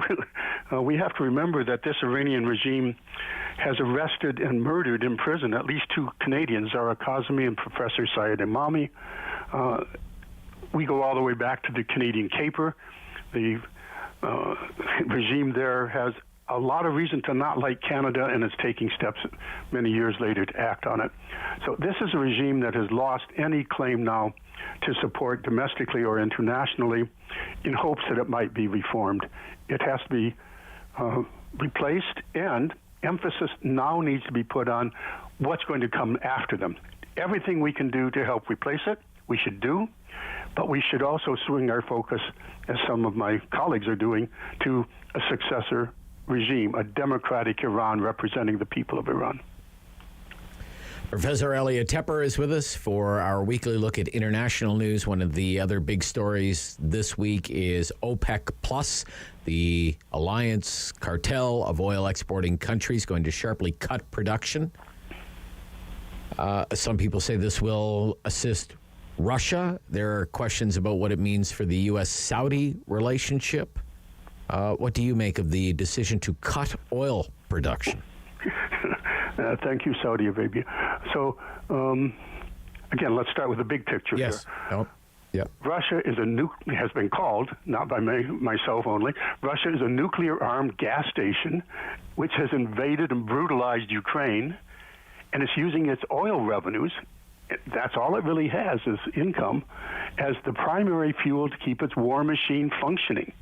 So the West is attempting to shut down the war by shutting down the war machine and the oil, which lubricates it. Yes. That's the big picture here. And we should maybe hesitate for a second and, have to talk about the war, Rob. There's a land war in Europe, and we're all engaged in one way or another. Ukraine is continuing, as you know, to make advances, surprisingly, on the battlefront, not just in the north, but also in the south. It's really east and south, but these are areas which have just been officially annexed by Russia. This is Russian territory that's now being invaded by Ukraine. So the question we've talked about in the past was, well, the U.S. and NATO said, we don't want a third world war, therefore we can't allow our equipment to be used to actually directly attack Russia. You can use it inside Ukraine, but not outside the borders of Ukraine, which of course hinders the response by Ukraine, but Ukraine has to live up to that, and they have primarily. But now that this is Russian territory, would they continue to attack it, and would the West back it if they did? And the answer is yes and yes. They continue to attack. They continue to make advances, but at great cost not only to the Russians, who are being lost again in huge numbers, and that message goes back home. So the pushback against Russia and its heartland against this conscription and mobilization, that's also increasing as we speak. But right now, we have another nuclear issue there, Zaporizhzhia, which is a place and also a nuclear power plant. Russia has just said, we're taking it over officially, and Ukraine said, no, we're taking it over officially. So we have a nuclear issue there we also have to keep an eye on. Okay. But back to oil, I guess the U.S.-Saudi relationship is it's been complicated, but we will provide you arms, you will provide us with a stable supply of oil. Right. But, going back to FDR, that relationship has been part of foreign relations. I just wonder what this says about the state of that relationship now. As you know, Joe Biden just went there. Right? Yeah, and he swallowed his pride. He said Saudi Arabia is a pariah state based on the murder of Khashoggi, an American Saudi citizen. Grisly murder there, and directly laid to the leadership of Saudi Arabia. So, no, that's all behind us. We have to deal with them. Everybody has to be realistic. After all, oil is what matters in the world, and Saudi Arabia has oil, but not only that, they control OPEC. So what we've just seen right now is something called OPEC Plus. What is OPEC Plus? It's all the original members of OPEC, in Algeria, Angola. You'd be surprised some of the members, Guinea, Gabon, but certainly Iran, Iraq, Kuwait, and Saudi Arabia and the UAE. These are the biggies, along with Venezuela. We have to remind ourselves, this desperately poor country is one of the potentially richest in the world. In 2016, after oil prices collapsed a bit on the world stage, Russia was taken in officially. So now the two key movers and shakers inside OPEC are those two states, and they have agreed at this time to be sure that the price of oil stays high, the revenue continues to flow. Saudi Arabia says, hey, look, we're just being realistic because we are acting preemptively. We think the world's going into recession, Rob, and we want to make our money before it does, meaning they're going to help kick the world into recession and want to make their money in advance. All of this suggests that Saudi Arabia is nobody's friend. They're certainly not a reliable partner in any way. And the bottom line of all this is that we've got to get off oil. Okay.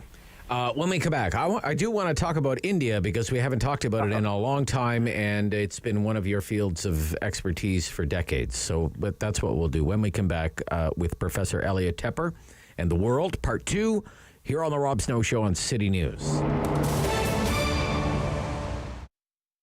What are we doing about COVID? Seems like the communications have been all about how everything's opening up, and yet here in Ottawa, we're experiencing our 7th wave, so a bit of a contradiction there.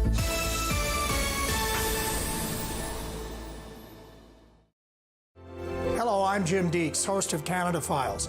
I hope you'll join me each week for interesting and informative discussions with some of Canada's most impressive people.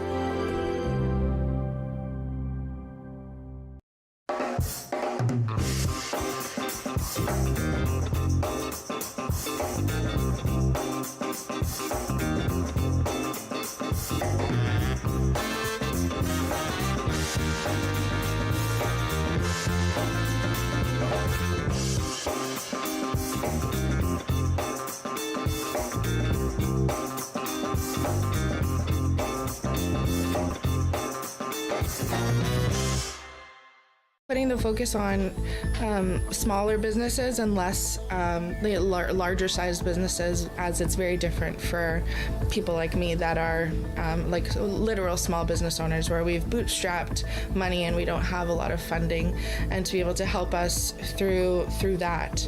There has been some help for us, but I think it would be a greater opportunity to see us thrive through the next couple of years.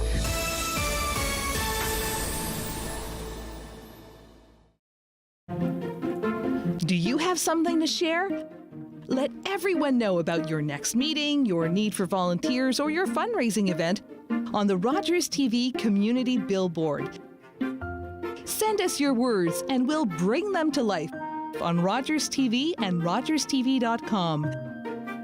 When it's time to spread the word, go to rogerstv.com to add your announcement to the Community Billboard. Enjoy the fresh outdoors. Play an important role in the lives of school-age children. Get paid to make a difference in your community. Become a crossing guard. We are currently recruiting crossing guards for the school year. We offer a competitive wage with various perks and opportunities for bonuses. Join the Ottawa Safety Council in keeping kids safe in the nation's capital. Find out more at crossing-guard.ca. Every year, dozens of Canadians are killed or seriously injured because they take risks around railway tracks. Talk to your loved ones about rail safety. Visit stoptracktragedies.ca.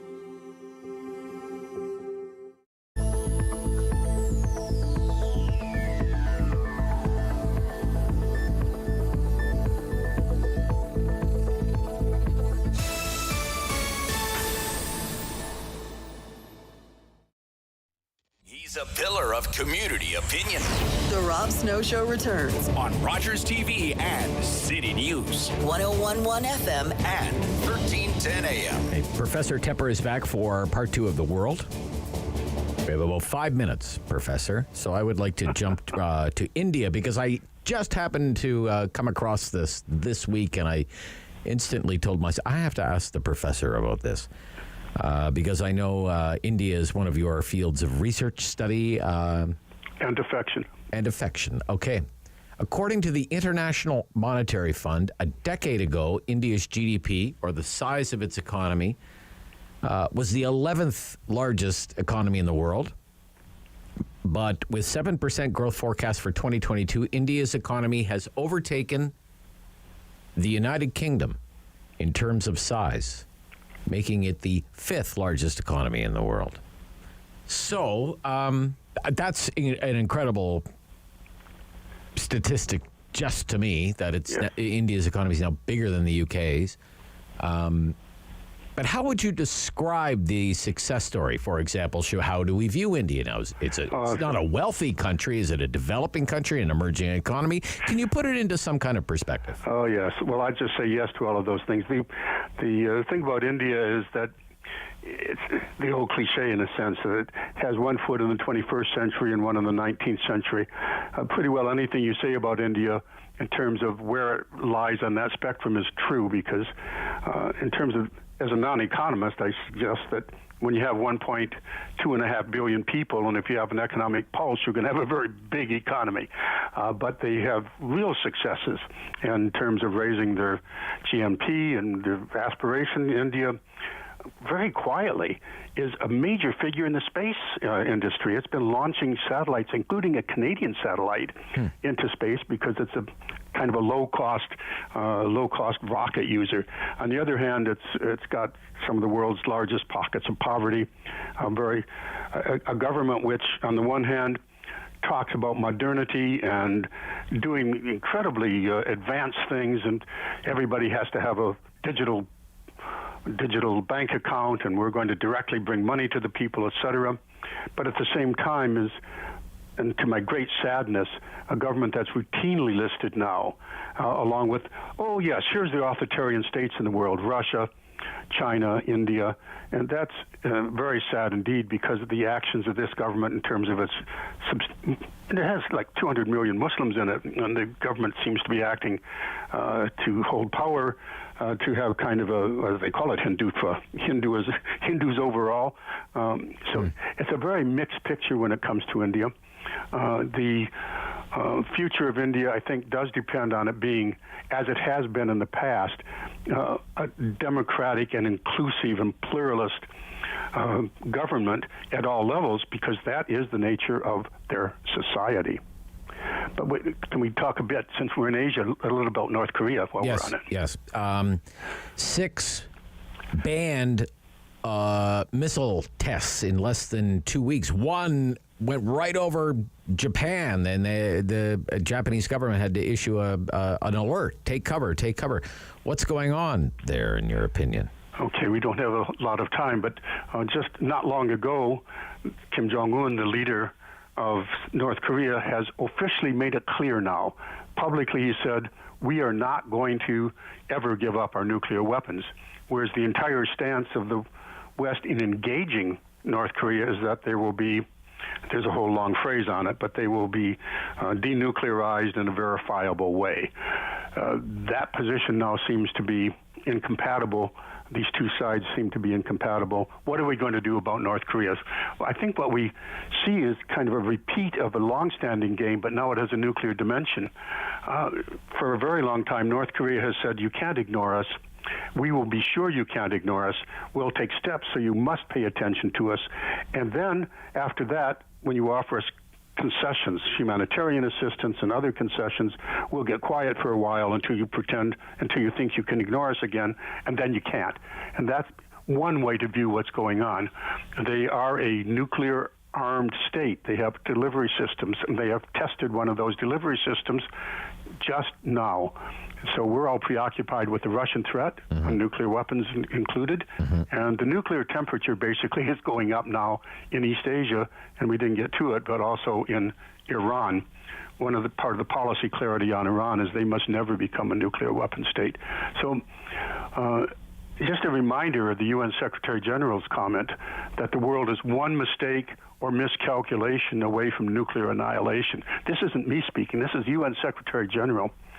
So this is another hypertension area, and we have to pay attention to it. And that's why North Korea right now is demanding that they be made the center of attention. And one final thing on it, our entire future may be resting on it as a planet, in a sense, because of nuclear issues here, on the fact that North Korea is really accurate in the use of their missiles. If one of those happens to, not nuclear issues, one of their long-range missiles, if one of those missiles actually land on Japan, Rob, can you imagine the result? No. Let's not. Let's not. But let's, we will have to stop there. Thank you so much again. You're very welcome, Rob. What a world we're living in. Yes, yes, it is quite something, Professor. Professor Elliot Tepper, Distinguished Senior Fellow at the Norman Patterson School of International Affairs at Carleton. That is the world.